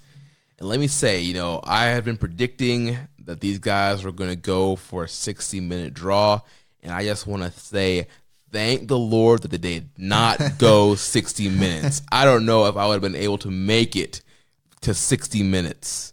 if they had went that long. You didn't love this match? Honestly, and we kind of talked about this briefly before we started recording, I think this was the worst Okada-Sonata match that we've seen this year. I think it's the weakest of the series that they've had, in my opinion. And again, I like their series of matches, and I think they've all been good. Yeah, they've all been great, but this one, man, again, 37 minutes. This thing was just long. They tried to start off hot. With like some, I like the dropkick story. Yeah, the dropkick. They play the whole, Okada missing the dropkick. They played that story up. They started off really hot, and then they kind of went back into the kind of normal pattern of these Okada Sonata matches. And I felt like it kind of drug a lot to me. Once again, I went 4 stars flat on this, but an IWGP title match that goes over 30 minutes in the main event of a big show should be 4.5 or higher. I'm trying to think. I don't want to say for sure that this was Okada's weakest title match, but it felt amongst his weaker title matches in a long time. Did you like this more or less than the Jericho match? I think I like the Jericho match better. Just because, I don't know, maybe because it was Jericho, it was something different, first-time matchup. Like, we've seen this match. This was, the 4th time we've seen this match this year? Yeah. And then plus there's a story going into the match. Like, Okada was 6-1 going into this thing. And again, who really believed that Sonata was going to beat Okada right before going into the biggest Wrestle Kingdom in history? Like, once again, there was no chance that they were not having, their golden boy, the guy that's been at the top of the company for so long, go into the biggest, 2-night Wrestle Kingdom without the title. I agree with you. In a vacuum, that's true. But I will contradict you just slightly. And here's why. And I'm not going to tell you anything that you don't already know, but here's where I think they're smart in doing this match here. I don't think this match is so much about that. I think that this is another continuing chapter in the prolonged feud between Okada and Sonata. And because it's just another part of a long-playing feud between them, it's fine that he wasn't going to win. Like, it's fine that we knew that, because this is just continuing what the story that they're trying to tell between these two guys in particular, if that makes sense. Yeah. I think that they did a fantastic job with the build-up with Sonata. The fact that he had never beat Okada, and then he finally got that epic title, or that epic G1 victory just a few months back. And obviously we knew Sonata wasn't going to win here, but in the kayfabe sense, he was the most recent guy to have beaten Okada, I believe. No, Okada lost to who at the end of the G1? Well, he lost Ibushi.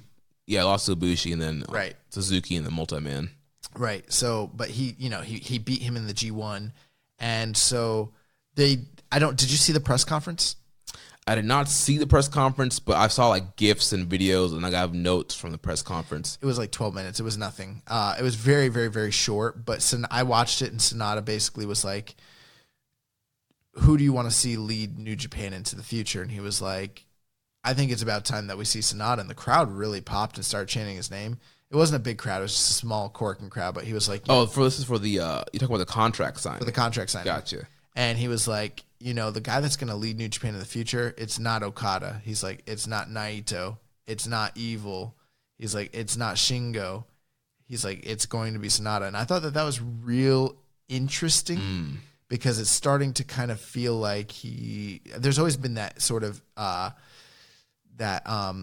interior like competition between LIJ members, but like that Sonata is starting to, he never talked before. This guy never talked. Now he's doing press conferences saying how he's got the juice and he's about to run it on everybody. Yeah. But I thought that the match was good. I thought it was very reminiscent, like you said, to a lot of the things we've seen from these guys in the past. But at the end of it, the emotion of the loss of Sonata to Okada after he had ascended to this place to where it was believable in storyline that he could beat him, and then he loses again. Right, and it's a great callback to the Okada-Tanahashi rivalry You have Okada elevate to that level where he thinks he's going to beat Tanahashi, and Tanahashi beats him, and then he goes off crying. With the same thing here with Sonata being elevated to the level, all right, I beat Okada in G1, I could beat him again, but then doesn't even get the draw. He gets the loss, eats a Rainmaker, and then post-match he's crying, very similar to Okada.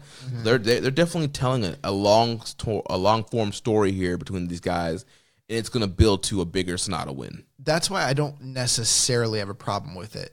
I don't know. I mean, it seemed like they drew pretty well for this show. Especially with the Typhoon. Yep. Yeah. So from a business perspective, this wasn't a bad match to have at top. This was a great match for Sonata. Sonata just seems to be growing in popularity. But if you were going to put somebody in there that we know Okada's not losing the title right before Wrestle Kingdom at this point. It's just not going to happen. And if you're going to do it, Sonata's the right guy to do it. And if you're going to do it, you do it this way. You do it in a way to where this is not building towards Wrestle Kingdom. They're putting money in the bank for something between these guys for later, even beyond this. And that's why, like, I wasn't as down on it, if that makes sense, as I was the Evil Ibushi, because Evil Ibushi is kind of like one and done, they're gone. But Sonata and Okada, this is something that like Showbuckle can make like a killer video out of like 2 years from now or a year from now when this whole thing plays out. So that's why I appreciated it. Yeah, and definitely great story elements. I guess just for me, I was tired. Bro, it was a long pay-per-view. I don't blame you. It was a long show. I was tired. I was, impatient with. Essentially, I was like, we've seen this 4 times this year, and that's not any. I mean, I don't blame you at all. And by the end of the show, I was like, Okada, just Rainmaker this kid, like, get this over with. Like, you're like, get this epic storytelling out of my face. I want to see these flips. I want to see. Right. I need y'all to do some Rich Lad Pro Wrestling. I need y'all to do some flat neck bumps. I need y'all to do something wild, but nah. Ended up, I went 4 stars on it. Fine main event. I would have liked something a little bit higher caliber. We got what we got. We got some storytelling.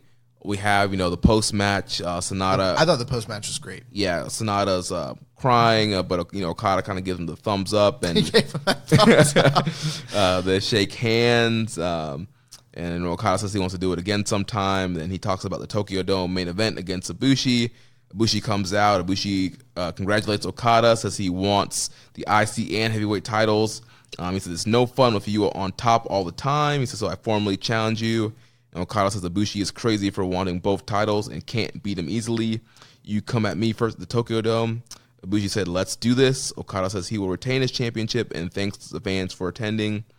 And he said there were a lot of people suffering with the typhoon, and they're here to give the fans the energy to carry on. So great ending to the show here. So we have some questions here around this match. First from Reddit user Asai Yojimbo. That's my boy. He says, okay, what do you think is going to happen with Sonata? I can't tell if New Japan is trying to push him or use him for champ fodder. They're pushing him. Yeah, I think we just pretty much discussed that. They're pushing him. This is not him. This is elevation. Yeah, he's being elevated. Even if he was fed to the champion in this instance, I'm starting to feel like, and maybe I'm crazy here, I'm starting to feel like down the line, like he could be in contention for IWGP title run. Am I crazy for thinking that? He's he's over with the crowd. He's popular, sells merch. He can have a great match. He's hanging in there with Okada. I think he can get an IWGP title run. They should at least have him in the IC title picture. I think we have a question about that. Yeah, we do. So next question comes from Reddit user Mr. Mayfield 20. He says, a bit late, but I wanted to ask you guys a question in regards to Sonata and Evil's booking in NJPW. They aren't going to win the IWGP Heavyweight Championship, especially against Okada, but they can easily win the Intercontinental Championship with no real issues. Do you think Sonata and Evil are being held back booking-wise because bookers insist Naito being associated with the IC title? NJPW is hesitant when it comes to stalemates for stalemate championship feuds, but do you think Naito's stagnation around the IC title has hampered the growth opportunities for both Sonata and Evil?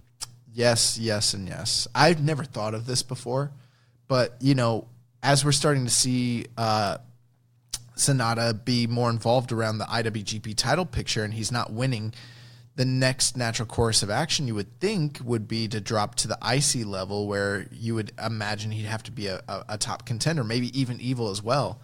But because they always have Naito slated there, they can't.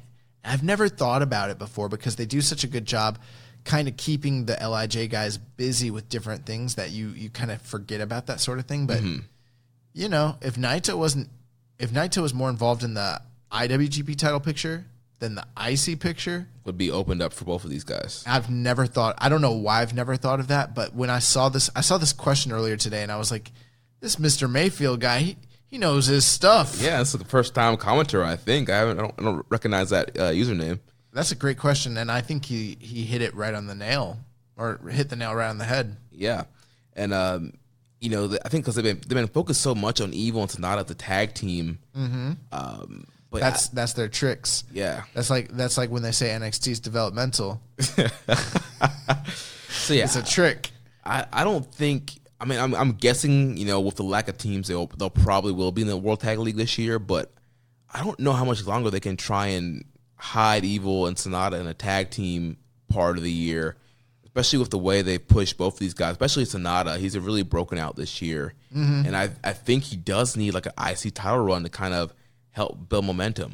Now, he did say here that he was like, he's obviously never going to beat Okada for the title.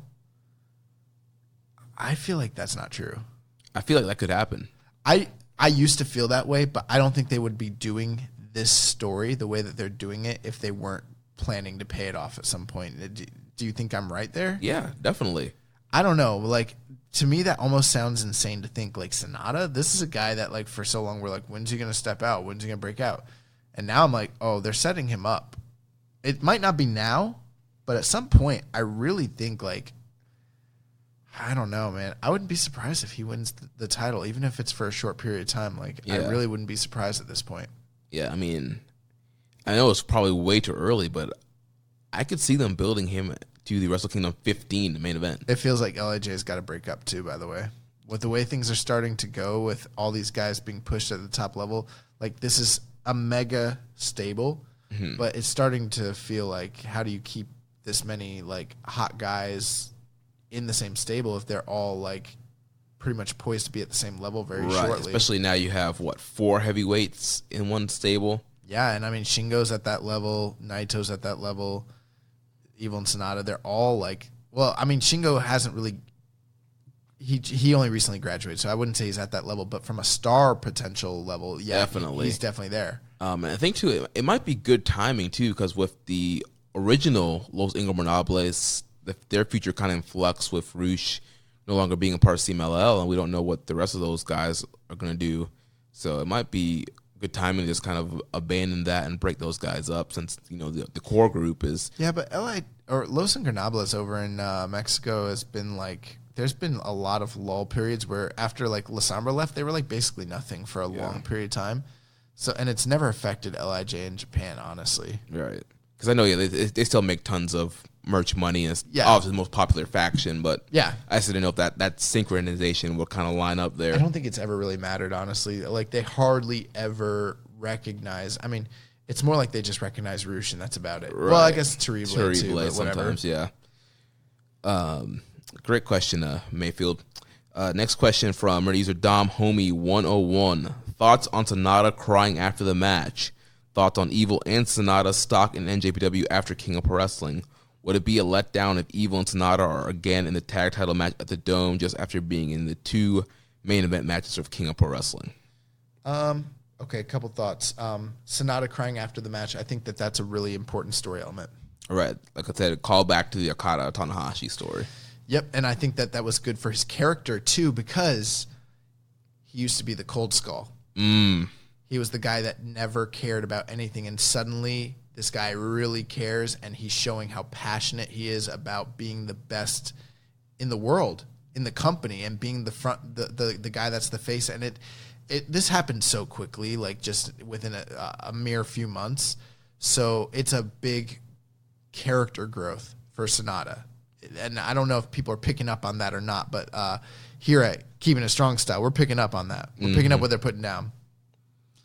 Aside from that, the other part of his question is, where are their stocks? I think Sonata's stock is slightly up. I think Evil's stock isn't down. I would say it's flat. Yeah, it's stay. It's exactly where it was before this match happened. I don't think it's up or down. I think it's the same place. Right. And you know what? It might be a letdown if they were in a tag team title match, but they might be. Right. I mean, it's Wrestle Kingdom, guys. Like, I mean, we do got 2 nights. That's true. But then the IC title is probably going to be wrapped up with the IWGP title at some point. The problem that could be involved there could maybe one of them getting the Never Mix, maybe. But here's the thing: there's, when you have the IC and the IWGP titles wrapped up at the top with like 4 guys, probably, it eliminates that possibility for so many people. Now we're like speculating, like we can't figure out what anyone's doing at Wrestle Kingdom, so we're always just like, the Never title, like for everybody. Yeah, like they're gonna have a Royal Rumble for the. We're just gonna have like a 30-man gauntlet for the Never title. So I mean, who knows what these guys end up doing? I mean, can they really have that compelling of a singles, feud come Wrestle Kingdom that's not involving one of those main titles? I mean, let's be realistic here. The tag title match might be a good spot for them come Wrestle Kingdom time. Not saying long term, but for Wrestle Kingdom, that might be a good spot. I know it's kind of disappointing for some people, but I mean, what else are you gonna have them do? Right, like they would literally have to start a feud now. Yeah, what are they gonna do? I mean, now we got Super Junior Tag League. They might be on undercards, but there's not gonna really. It might be in a gauntlet or something like that. Yeah, I don't know. Next question comes from Wes Handley from the Wrestling Squared Circle Facebook group. Says, with the ending of the main event so emotional, I got to ask, guys, when was the last time you cried? Did it involve wrestling? Insert young boy joke here. What, a sex joke? No, I think because you've mentioned like crying about matches. Maybe I don't know. Maybe gotcha. Maybe that's what he was going at. Well, just being real with the audience here, I cried last night. It had nothing to do with wrestling. It's been a hard couple of days for the young boy. Y'all don't know what hard times is. You don't know hard times, Daddy. Oh man, last time I cried, probably would have been like, maybe like a year ago, maybe a year and a half. Damn, cold skull, bro. You don't even cry when you're at church. And it didn't involve wrestling. You don't cry when you're at church. Nah, man, I don't really. Oh my god. Yeah, I don't really cry a lot. I'm not that. I keep my emotions suppressed inside. Yo, we need a lawyer for me. We need a therapist for me. My dog is hard. Hard and hard. Yeah, I be crying all the time, dog. Low key. Nobody knows about it, but I'm emotional, bro. I'm in touch with my emotions. I don't care. Yeah, I am not in touch with my emotions. I'm that guy that that doesn't like a sad scene happen in the TV show. I'm just like, Nah, not me. I'll be watching the same scene and I'll be like, there's a lot of pollen in here.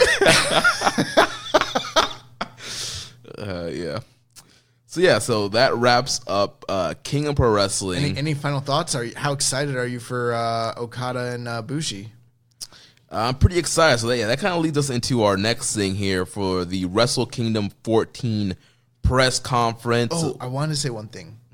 Match of the night, Liger Suzuki. For me, match of the You're night wrong. is ELP and Ospreay. And I know those are the 2 matches that have the most varying opinions. Like, you either hated or loved the Liger Suzuki, or you hated or loved ELP Suzuki. I've seen both matches are star ratings across the board for both of those matches. So it looks like we're probably going to have a fight for match of the month for October. There wasn't a better match in October than the stuff on King of Pro Wrestling. I mean, what else wasn't this? This is the first show of October, isn't it? Was New Japan Road October? But there was nothing on there. Do we name a match of the month for September? Yeah. There's nothing else for the rest of October? I mean, the Super Junior Tag League stuff. I'm hoping something at Super Junior Tag League is better than this level because we're at the 4-star level here. I guess we'll see. We'll see. But yeah, so Okada Ibushi, they had the Wrestle Kingdom 14 press conference that happened early this morning, and they made it official for Okada Ibushi for January 4th. I've seen some of the comments. I didn't had a chance to watch the full press conference. I know there was a whole exchange where, Ibushi saying he's tired of Okada being on the top, something like that, and Okada was like, "Sorry, I'm so good," or something like that. Well, no, I think he said that to that's what he said to Sonata. No, I think he said it to. He might have said it to Ibushi too, but that is exactly. Yeah, what here it goes. So Ibushi goes, "You had that IWGP title too long. I really think that you are truly the best, but I want to show you that I can surpass even you. That I'm the strongest here." And Okada says, "Sorry for being too good." Maybe I'm mistaken. I feel like he said that or something very similar to that to Sonata at their press conference. But Okada's title run, man. How are we feeling about it? Because I think it's one of the weakest ones he's ever had. Yeah, I think we mentioned this a couple of shows ago as well. Yeah, this has definitely been one of the weaker title runs with a lot of kind of repeat title challenges. I know Rich is out there being like, that's because Kenny's not there. Kenny should have been the pimp. If Kenny was there, he'd have someone to go with. Oh man! But yeah. So they, I was like, we should bring Rich on. I don't even know if Rich watched this yet or not. I don't think he has. Nah, I was gonna say though, we should get him on there. There's too much other. There's now that AEW's out, I don't know if we're ever having back on. We're like, y'all talk about AEW? Nah, I'm good. I'm straight. Flag. No, but I was thinking we should have Rich on for the end of the year award preview like we did last year. We'll see. But yeah, so this press conference, they made Okada Ibushi official. Okada also said that he's open to defending the title on both nights on January 5th as well. And we got a question here from Reddit user DomHomie101. How will guys like ZSJ and Tanahashi play into this whole double champion story? Have no clue. I don't know if you noticed, Tanahashi did the belt. Yeah, during when Jay White was out and like Jay White like got in his face and Tanahashi was like, "I'm the greatest," and Jay White was like, "No, I am." And Tanahashi was like pointing at himself like, "No, me." When was that? It was after the 6-man. Tanahashi wasn't in the 6-man with them. No, he was on commentary. Oh, gotcha. Jay went over to him on commentary. I was referencing. Yeah, you're right. What I was referencing was when Tanahashi left his match and he was walking out after celebrating. He walked up to the camera and he did the belt thing. Yeah. And I was like, "Oh, this man wants the belt." You just lost a belt, man. But okay. I have no clue. I mean, I don't know. Yeah, and so they didn't announce what the tournament would be, or if there is going to be a tournament. It does seem like if Okada's defending on the 4th and then potentially defending again on the 5th, it really lends. And then Ibushi's talking about having both titles. It seems like that's the way they're going. Yeah. So I guess there'll be another press conference sometime in the future to kind of give us some more details on what's going to happen there. What if they end up doing like a one-night tournament for just the IC title, night 1, and then the winner faces the winner of Okada Ibushi night 2? Mm-hmm. They could definitely do that. They could do that with like just a few guys. Yeah, I saw a lot of people like buzzing about this press conference before it happened, and I thought we were gonna get some kind of big announcement on the title. Or there is some information that we were given about something big that's going to happen at Wrestle Kingdom that we can't talk about just yet. We got sources. Yeah, we have sources that gave us information about something big that's planned for Wrestle Kingdom. We can't. Isn't it weird that we have sources? we can't. It's so weird. Yeah, can't talk about it just yet. But I thought, oh man, maybe they're going to finally announce that. And listen, it's October 15th. 2019, the year of our Lord, at 10:39 p.m. Eastern Standard Time. Just remember when we told you that there's some stuff that's going to be happening. Yeah, and so hopefully next month we can get the go-ahead to actually talk about it. But I thought it was going to be that, and it wasn't that. So we had that announcement. Then we also had the announcement for Liger's retirement matches. So he's going to team with Tatsumi Fujinami, who's going to be making his first appearance in New Japan since 2008. I am so freaking down for this. Also teaming with the great Sasuke and Tiger Mask to take on the team of Naoki Sano, Shinjiro Otani, Takaiwa, and Tatsuhito Takaiwa, and Risuke Taguchi. And El Samurai will be cornering Liger's team, and Kuniaki Kobayashi will be cornering Sano's team. Bro, this is gonna be old man fire. I am so excited for this match. I know we talked the other week and we kind of speculated, like, what if they did a match one night and a match the other night? And one of the ideas we talked about, maybe like a gauntlet or something involving many of his like previous foes. Bro, this is fantastic. I mean, I don't expect a lot from this. I don't think this will be blowaway or anything, but like, man, all the nostalgia feels like seeing Fujinami at a Wrestle Kingdom at the Dome on January 4th again. Bro, seeing Liger and Naoki Sano go head to head, or Otani like that, or Takaiwa, that's awesome. That is awesome. Like, I'm very excited for this. Yeah, it should be very fun. I'm glad they put this together for one of his retirement matches, and then also for January 5th will be his official last match. He says he wants to go out there and have a great match and go all out. I know there was kind of some misunderstandings on exactly what he was saying. I know some people were saying that he was saying that he wants to wrestle somebody he's never faced before on January 5th, but that was not Chris Charlton clarified that and said that he wants to wrestle as many people he hasn't wrestled before until January 5th.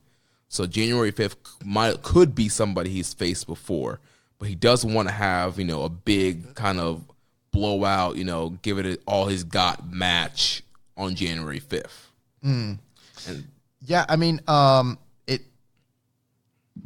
does it sound like that was a misunderstanding from Dave Meltzer's part? Because he was one of the people that said it sounded like he actually, when I heard him talk about it, he didn't say that Liger he didn't say that he heard him at the press conference. He said that what he had heard previously was that whoever Liger went up against, that he had said he wanted it to be someone he never faced before and it be a dream match scenario. Right. I heard Meltzer mention it, and there were some other people on Twitter that kind of mistranslated, and then Chris was like, no, this is what happened. This is what he actually said. Gotcha.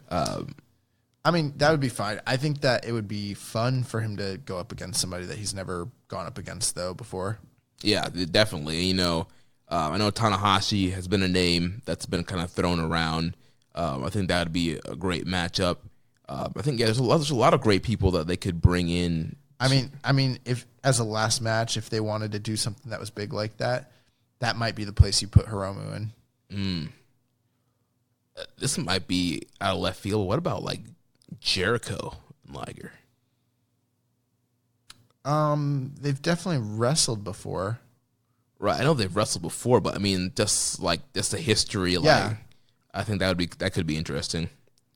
If that's the guy you want to send him out, against as his final, like, for sure. Yeah. So we had some questions. So Scott Rand asking who does Liger face at Wrestle Kingdom. So we just talked about the match. He said Muta or Tanahashi. Please not Muta. I don't know if you've seen Muta move recently. Like, I love Muta, but please God, no. Tanahashi, I think Tanahashi would be a really fitting guy for him to go up against, for sure. That'd be a great way to send him off, for sure.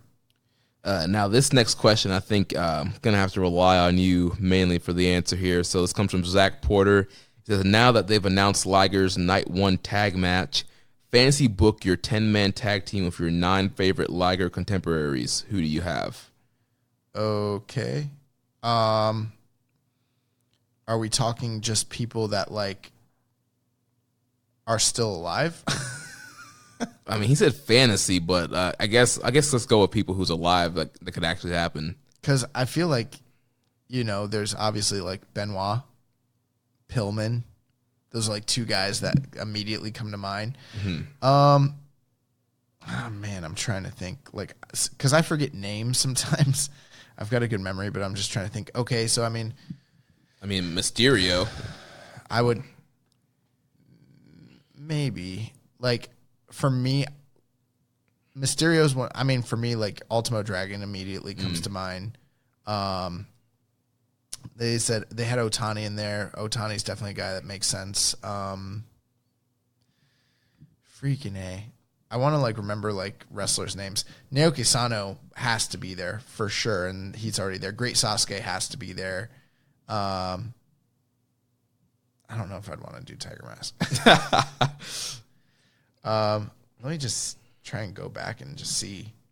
I don't know. Okay, so let's do the countdown. Like, so for me, I've got Otani, Sano, Ultimo Dragon. That's 3. Mm-hmm. Who was the 4th one? Well, you're kind of iffy on Mysterio. My only thing with Mysterio is, like, Mysterio, you could do Mysterio, but they don't have a lot of history. They only ever had one match. Yeah. And it was in WCW, and I don't know about Liger in WCW. Sasuke for sure. Mm-hmm. El Samurai for sure. That's like if he was active, I would have him in that match. Super Delphin, I guess, would be another guy. That'd be like number 6. Koji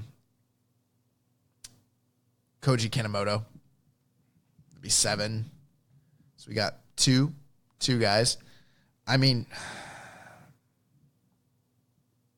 I can't really go Benoit. Well, yeah, you can't really do that. But I'm just trying to think. Who else? Who can we think of? Because I've got 7. Could you want to pull in Pillman Jr. to represent Pillman? You could do that. I'm trying to look back at, like, from, like, the mid 90s, like who was, like, a contemporary that maybe, because we already have Sasuke. We have Koji Kanemoto. Man, this is tough. I definitely don't want to go Kendo Kashin. I mean, I'm trying to think of, like, even, like, 2000 guys that he went up against. Like, would you bring back a Kushida? You could. I mean, Takaiwa, you know what? Takaiwa's a great pick. We'll throw him in there, number 8. And then, why don't you throw in Jericho? Why don't you throw in Jericho as number 9, kind of represent that whole, like, you know, because we can't throw in Wild Pegasus. We can't throw really. I mean, I guess you could try to throw in, like, Malenko or. Oh gosh. Black. I mean, Eddie's gone, so we can't do Black Tiger. Yeah. You know, that'd probably be the guy, Jericho. Nice for me. So yeah, that's. I think that's a pretty good lineup, right? Yeah. And then other news that kind of came from the press conference, we had the Power Struggle, the 4 big matches for Power Struggle coming up in November. So we have Jay White defending the IWGP Intercontinental Championship against Hiroki Goto, Kenta defending the Never Openweight Championship against Tomohiro Ishii. We have Tetsuya Naito versus Taichi, and we have Kazuchika Okada and Yoshihashi versus Kota Ibushi and Hiroshi Tanahashi. Interesting. We get to see Okada Tanahashi on opposite sides of the ring again. Yeah, that should be really interesting. And then I think I'm looking forward to Kenta and Ishii. I think this is a spot for them to finally have that big, like, never strong style banger that we had here. And then, Jay White and Goto haven't had, their matches have been pretty good against each other. So that should be interesting. I liked both of their matches this year. Yeah, like quite a bit, actually. Yeah, they've been good. So now, it's starting by the time you guys are hearing this, it'll probably be Wednesday, and the Super Junior Tag League will be starting. So we're going to do a kind of a quick preview here of the Super Junior Tag League. I was like, how do we fit this in? Yeah, I know for most of you, if you're a new listener, Super Junior Tag Team, it originally was a single elimination tournament with junior tag teams that kind of started back in 2010, and then they switched to a block format, and so it's a single block tournament. So that means the 2 top teams will end up wrestling each other again. So unlike your G1s, it's not a dual block; it's a single block tournament. And past winners in 2010, we had El Samurai and Kanemoto defeating Apollo 55. In 2012, we had the Time Splitters, Kushida and Alex Shelley defeating Apollo 55. In 2013, the Young Bucks defeated the Forever Hooligans. In 2014, we had Red Dragon defeating the Young Bucks. In 2015, we had Seidel and Ricochet defeating Roppongi Vice. 2016, we had Roppongi Vice defeating ACH and Ishimori. 2017, Roppongi 3K defeating Super 69. And then last year, Roppongi 3K defeated Kanemaru, Desperado, and Shingo and Bushi. So Roppongi 3K coming into this match as 2-time back-to-back defending tournament champions. Yeah, so let's talk about them. So yeah, Roppongi 3K, Sho and Yo, obviously they're representing Chaos, so they've been in 2017. In 2018, Yo was in the 2013 tournament with Kushida. They lost in the first round. So obviously, Sho and Yo, they're kind of the team that, they're kind of like the cornerstone of the junior tag division right now. Like right. They're like the ace team, and they're kind of like the backbone of the division right now. Even though they've kind of been out of the title picture for majority of this year, they're still kind of like the top Japanese tag team. I think it's very safe to say, in my opinion, that they will not be winning this tournament. Yeah, I don't think they're winning this year either, but they might do some kind of weird triple threat thing again. They better not. I didn't like that. This is going to be a single block tournament again. Yes.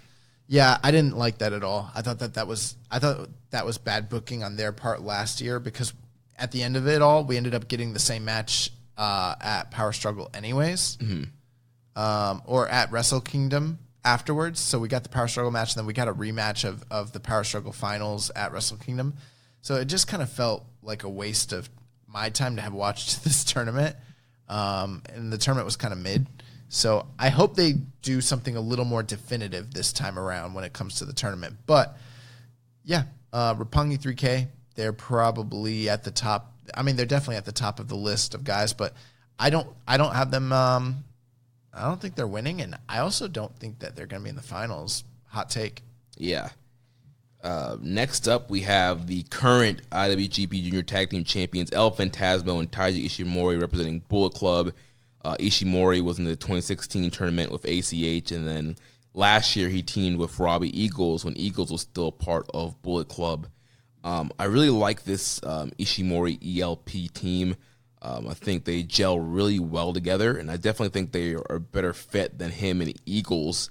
And I do think these guys have a great chance of being one of the top two teams that are going to the finals here. Yeah, I think that if I had to place a bet and guess who might win this, Phantasmo and Ishimori make a lot of sense to me. I'm not saying that they're my favorite to win it, but they're up there. Then we have El Desperado and Yoshinobu Kanemaru representing Suzuki-gun. So they were in a team together in 2017, lost in the semifinals. And also the longest reigning junior tag team champions that title run they had last year, the longest reigning junior tag team champions of all time. So, I mean, they're coming off, before that injury, they were coming off a really lengthy heralded junior run. You're right. So definitely like the top heel tag team.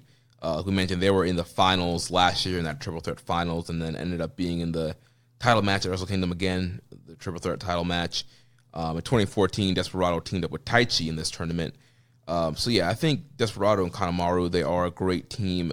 Sometimes they can lean too much into the Suzuki-gun tactics and the cheating, but when they want to go, they can really have some great matches. But unlike last year, I don't think these guys are going to the finals either. I think they're going to be in contention towards the end and then get knocked out. I think that's definitely a possibility, although they're a very strong heel foil, so I wouldn't necessarily be surprised to see them going up against the Roppongi 3K or Birds of Prey in the finals. So speaking of Birds of Prey, that's the next team we'll look at. Will Ospreay and Robbie Eagles representing Chaos. In 2016, Ospreay teamed with Gato in this tournament. Like we mentioned, previous 2018 Eagles was teaming with Taiji. Yeah, so Birds of Prey, I mean, we've seen them wrestle together, what, once, twice? We've seen them a few times now. So they've wrestled in just straight tag team matches. So they wrestled Ishimori and ELP twice, 3 times. Has it been that many? Or 2 times? Twice. So they had the non-title match at Royal Quest, and then they had the title match. So yeah, maybe it was only 2.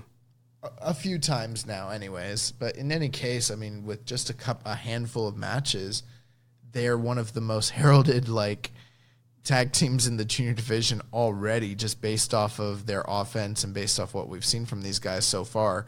I think that if I had to put a bet right now, I think Birds of Prey is my favorites to win this tournament. Yeah, I think Birds of Prey definitely is one. I think they're going to be one of the teams that goes into the finals of this thing. I think it makes a lot of sense with the feuds that they've been building up to do an Osprey and Eagles final against the Bullet Club team, just because that's the feud that's been going, and there's a lot of heat behind that, and they can kind of build off of it.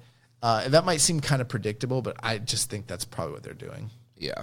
But I think Birds of Prey, I mean, at this point, we've gone through 4 teams, and these are the top 4 established teams in the division. We're going to talk about the rest of the teams here real quick, but, I mean, if someone's winning, it's going to be one of these 4 teams. Yeah. Period, probably. So up next, we have the coach and coach connection, Ryusuke Taguchi and Rocky Romero. Both these guys have a rich history in this tournament with other partners. In 2010, Taguchi was teaming with Devitt. Also in 2012, he was teaming with Devitt. In 2012, Romero was teaming with Alex Kozlov. Also in 2013, he was teaming with Kozlov. In 2014, Taguchi was teaming with Fuego. In 2014, Romero was with Kozlov. In 2015, Taguchi teamed with Mascara Dorada. In 2015, Romero was teaming with Beretta and Roppongi Vice. In 2016, Taguchi was teaming with Fuego. And then in 2016, Romero was still with Beretta. In 2017, Taguchi and ACH. And also Taguchi was with ACH in last year's tournament as well. Yep. So, I mean, Taguchi has never really had a strong established tag team partner since the days of Apollo 55. I always want to say 58 for some reason, but Apollo 55. It's kind of been like a recurring cast. Obviously, Rocky Romero is the most decorated junior tag team champion in the history of New Japan. He had longtime, partners in Alex Kozlov with Forever Hooligans, and then him and Trent Beretta with Roppongi Vice. But this team specifically of Taguchi and Rocky Romero, well, I think they'll have good matches, and they're both coming off at least Rocky's coming off a pretty strong junior tournament. Well, I guess they're both coming off really strong tournaments. Mm-hmm. They'll probably be like spoiler type team that has some good matches, but there's no way that they're winning this thing. No. Yeah, I don't think they have a great chance at all. Then we have Volador Jr. and Teton representing CMLL. Of course, this was supposed to be Dragon Lee and Teton, but with Dragon Lee being fired from CMLL, being replaced by Volador Jr. In 2016, Teton teamed up with Angel de Oro. In 2017, Teton teamed with Dragon Lee. And then last year, Volador teamed with Soberano. One interesting thing here, and I think it's something that we should think about. In the past, they usually book the CMLL team to take a lot of losses. And I'm not saying that won't happen here, but it's Volador Jr. and Teton. Now, I know Teton is probably going to be the pin eater there, but these are pretty established stars. Last year, Teton had a pin eater on his team, and so did Volador. Yeah, Volador, teaming with Soberano, they went 2-5 last year, and Soberano was eating all those pins. Right. So it's just interesting that they've got Teton and Volador Jr. on a team. I don't see Teton eating all the pins. This team's gonna get wins, which is something that's different from previous CMLL teams, because they usually have some sort of young boy type wrestler to kind of eat the pins. I know Teton did eat a lot of the pins with the Dragon Lee team a couple years ago, and that'll probably be the case here. But I think that this CMLL team's going to do a bit better than they have done in the past. They're not going to be bottom of the barrel. They'll probably be in the middle, if that makes sense. Yeah. Then we have Tiger Mask. Unless they really want to bury the crap out of one of CMLL guys so they can really cut ties with that company. Right. You didn't want Dragon Lee on this team? All right. Take these L's. Getting pinned by Young Boys. So speaking Yuya Uemura pins Teton. Yeah, so we have Yuya Uemura and Tiger Mask teaming up together. And, of course, Tiger Mask has plenty of history in this tournament. In 2012, 2013, 2014, 2015, 2016, 2017, 2018, all teaming with Jushin Thunder Liger. This is the first time. I love that team, too, by the way. Yeah, they're great. This kind of sucks. Yeah, first time since 2012 that Liger's not in the tournament and not teaming with Tiger Mask here. Tiger Mask has never done well in this tournament with Liger by his side. And with Yuya Uemura, which is a young lion, I don't expect them to do much better. These guys they might go 0-7 by the time it's all over. They're definitely not winning. Yeah. And that's another reason, too, and we're going to talk about it here. We've got 2 teams with young lions, which means 2 cannon fodder teams to take a lot of losses. That's another reason why I think that like the CMLL team and like the coach and coach connection team probably do a little bit better. Because you've got 2 losing teams here easily. Yeah. So the final team we have here is TJP teaming with Clark Connors. Also, we've been seeing TJP kind of reemerge in New Japan since his WWE departure, being in the Super J Cup and a lot of these American shows, the Fighting Spirit Unleashed, and then Clark Connors from the LA Dojo. He was also in the Super J Cup. So interesting putting these 2 guys together. Yep. Yeah, and like you said, these guys, Clark Connors is probably going to be eating a lot of pins. And, of course, if their team does win, it'll be TJP probably getting the pin on somebody. From a talent standpoint, this tournament does not look as sexy as last year's tournament did. But last year's tournament ended up to kind of really be a bust. It wasn't a bad tournament, but I just remember almost everything being like the same level, 3.5 about. Like almost across the board. Right. Hardly any great matches at all, which it looked like the better tournament between this and World Tag League last year. This looked way better. But World Tag League actually ended up outpacing them and outdoing them significantly when it came to match quality. So even though this doesn't look on paper as great as the other one, you've got 4 really strong teams at the top who are capable of really good matches. So I wouldn't be surprised if there's some really good like little bangers in here. At the same time, it's November, November. It's power struggle time. We're getting ready for dome season. I wouldn't be surprised if all these guys take a snoozer at this time of the year, which makes me wonder, why are we doing a league format instead of a tournament format? Yeah, they should have done a single elimination tournament format here, but it is what it is. So we have action kicking off on Wednesday from Cork and Hall, live show, English commentary. We got Roppongi 3K versus Desperado and Kanemaru, Birds of Prey versus ELP and Ishimori, Coach and Coach versus TJP and Clark Connors, Volador and Teton versus Tiger Mask and Uemura. Then on Thursday, we'll be back with more live action from Cork and Hall, Roppongi 3K versus Birds of Prey, ELP and Taiji versus Desperado and Kanemaru, Volador and Teton versus TJP and Clark Connors, and Coach versus Tiger Mask and Uemura. Then on Saturday, we have a video on demand show with Birds of Prey versus Volador and Teton, ELP and Taiji versus Tiger Mask and Uemura. And then on Monday, there'll be another VOD show that has Roppongi 3K versus TJP and Clark Connors. And then I just want to kind of fast forward to the end of the tournament here. So the last live show will be November 1st. And the final matches that night will be Roppongi 3K versus ELP and Ishimori, Birds of Prey versus Desperado and Kanemaru, Taguchi and Rocky Romero versus Volador Jr. and Teton. So I think the Roppongi 3K versus Bullet Club and Birds of Prey versus Zuki-gun are going to be the 2 play-in matches for the finals. Probably. And then I could see Bullet Club versus Birds of Prey rematch in the finals, or they could go. They could always go Roppongi 3K against Desperado and Kanemaru again. So, be very interesting to see what they end up doing. The finals will be on November 3rd at Power Struggle. So the number 1 ranked team will face the number 2 ranked team. I believe we had a question here from Reddit user ABlue3. What are your guys' most anticipated matches for the Super Junior Tag League, and what would you rate each team's chances of winning out of 5? Honestly, I'm not really that invested in almost any match outside of Birds of Prey matches. Right. So, like, right now, the one that I've got earmarked as being the one that I'm most anticipating, which I think could be great. It might not be, but I really want to see Birds of Prey and Roppongi 3K. Yeah, that having a Thursday of this week. So yeah, I think honestly that was what I was going to say too. I think Roppongi 3K and Birds of Prey.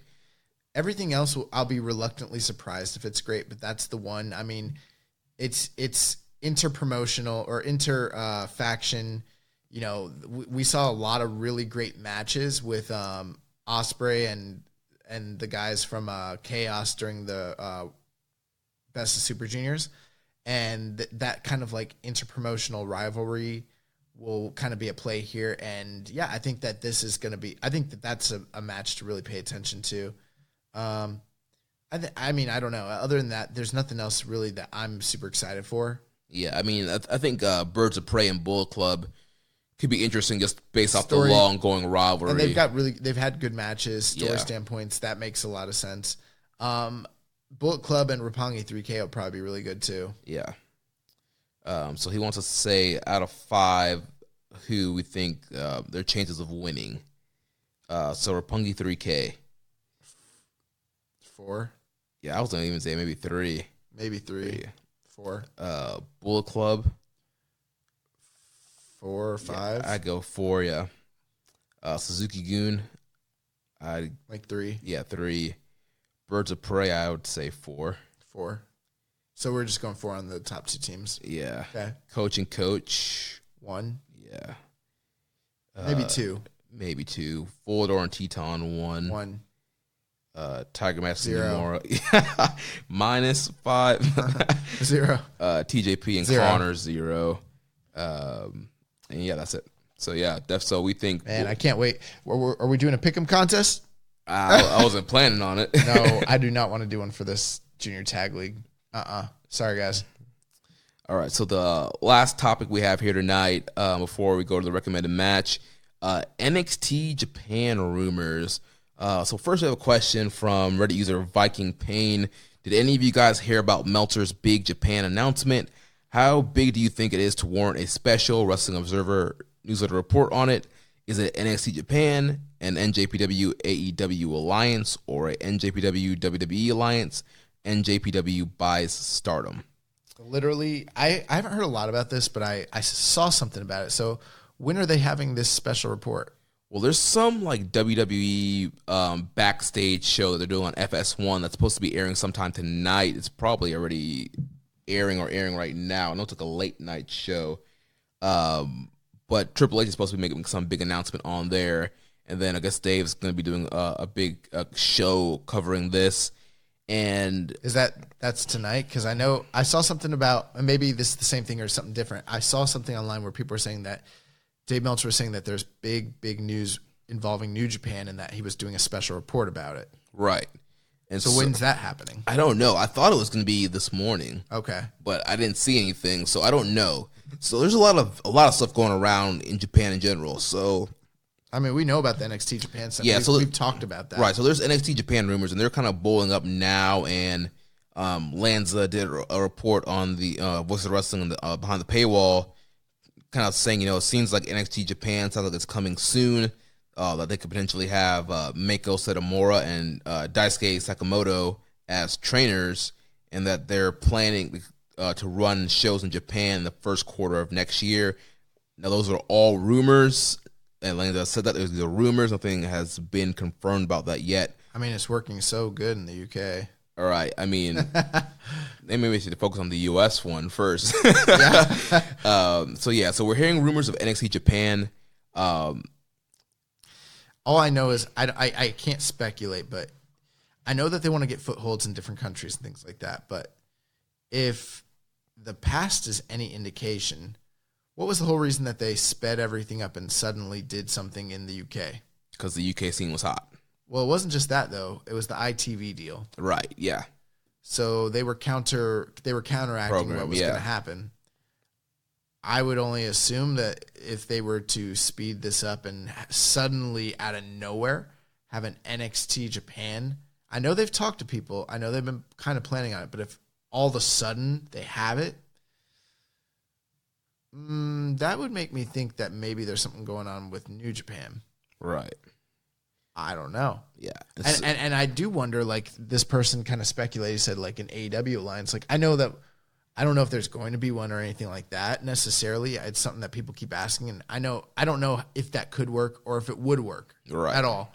But, I mean, it's weird, the way that things have kind of been, failing with ROH, kind of been failing with, CMLL, it almost seems like all of a sudden, things are real hazy. And I've actually thought about, well, what if they did have a WWE alliance at this point? Because of what's happening with AEW and WWE, what if, New Japan was working with NXT? I had that thought. That would be crazy. I'm not saying that they would do an NXT Japan. Right. But what if there was a New Japan NXT talent trade or something like that? And it's something I thought could actually happen. And I wouldn't be surprised if that did happen. As weird as that sounds. Yeah. It's 2019 it's 2019 in wrestling. Man. This AEW stuff is changing everything. Yeah. But I don't know. I mean, I do you think I don't know what this is, to be honest with you. I've got no clue. I had no idea. And there's also that piece of info that we can't talk about that could be part of Meltzer's report, but I'm not. I'm very curious to see what it is, if it even is anything at all. Right. So we'll see what happens. I mean, a lot of people too were kind of hyping up the press conference this morning, and there wasn't really anything big coming out of that. So yeah, I don't know. So I'm hearing things about NXT Japan. I haven't really heard anything about NJPW buying Stardom. That would come out of left field for me. What's that guy's name? Yoshi Ogawa? Rossi Ogawa. Yeah. I mean, Rossi's always good about making a quick buck. So trying to make that money. So we'll see what happens. But yeah, we'll let you guys know what we hear, and I'm sure there'll be some reports coming out later this week. So that's going to take us to the recommended match of the week, and it is my turn to pick the recommended match.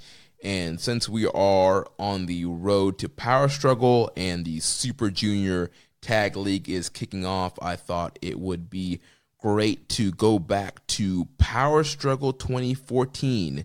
We had an IWGP Junior Tag Team Championship match with Red Dragon, Bobby Fish, and Kyle O'Reilly versus the Time Splitters, Alex Shelley and Kushida. This was a great match. I've never seen this match before. I love Red Dragon and I love the Time Splitters. A big Alex Shelley fan, the Motor City Machine Guns. This was a fun, high-paced junior tag title match. And it was just so great seeing, Red Dragon in a New Japan environment again. So definitely go out, check this match out. Power Struggle 2014. I'd go 4.25, maybe 4.5 on this match. Really great action here. For sure. And that's going to wrap things up for this week. Next week, we'll be back with a review of the first few nights of the Super Junior Tag League. So make sure you connect with us on social media. On Twitter, we are at KI Strong Style. I'm at Jeremy L. Donovan. And you can also follow us at Social Suplex. On Facebook, we are facebook.com/Social Suplex. You can also find us in the Wrestling Squared Circle Facebook group, facebook.com/group/Wrestling Squared Circle. On Reddit, I am the Pro Black Guy, and Josh is Keeping It Strong Style. You can email me, jeremy@socialsuplex.com. Make sure you check out all the other shows on the Social Suplex Podcast Network. On Sundays, we have One Nation Radio, hosted by Rich Latta and James Boyd. On Wednesdays, we have the Ricky and Clive Wrestling Show from Scotland. Every other Wednesday, we have our podcast dedicated to independent wrestling, Grown Men Watch This Shit, hosted by Jeremy Tate and Chris Bryan. On Fridays, we have Get in the Ring with Danny and Beast Mike. And on Saturdays, we have All Things Elite with Floyd Johnson Jr., Amy O, and Tiffany. Don't forget to subscribe and leave a rating and review. We will catch you next week on Keeping It Strong Style, the ace of podcasts. Send me money.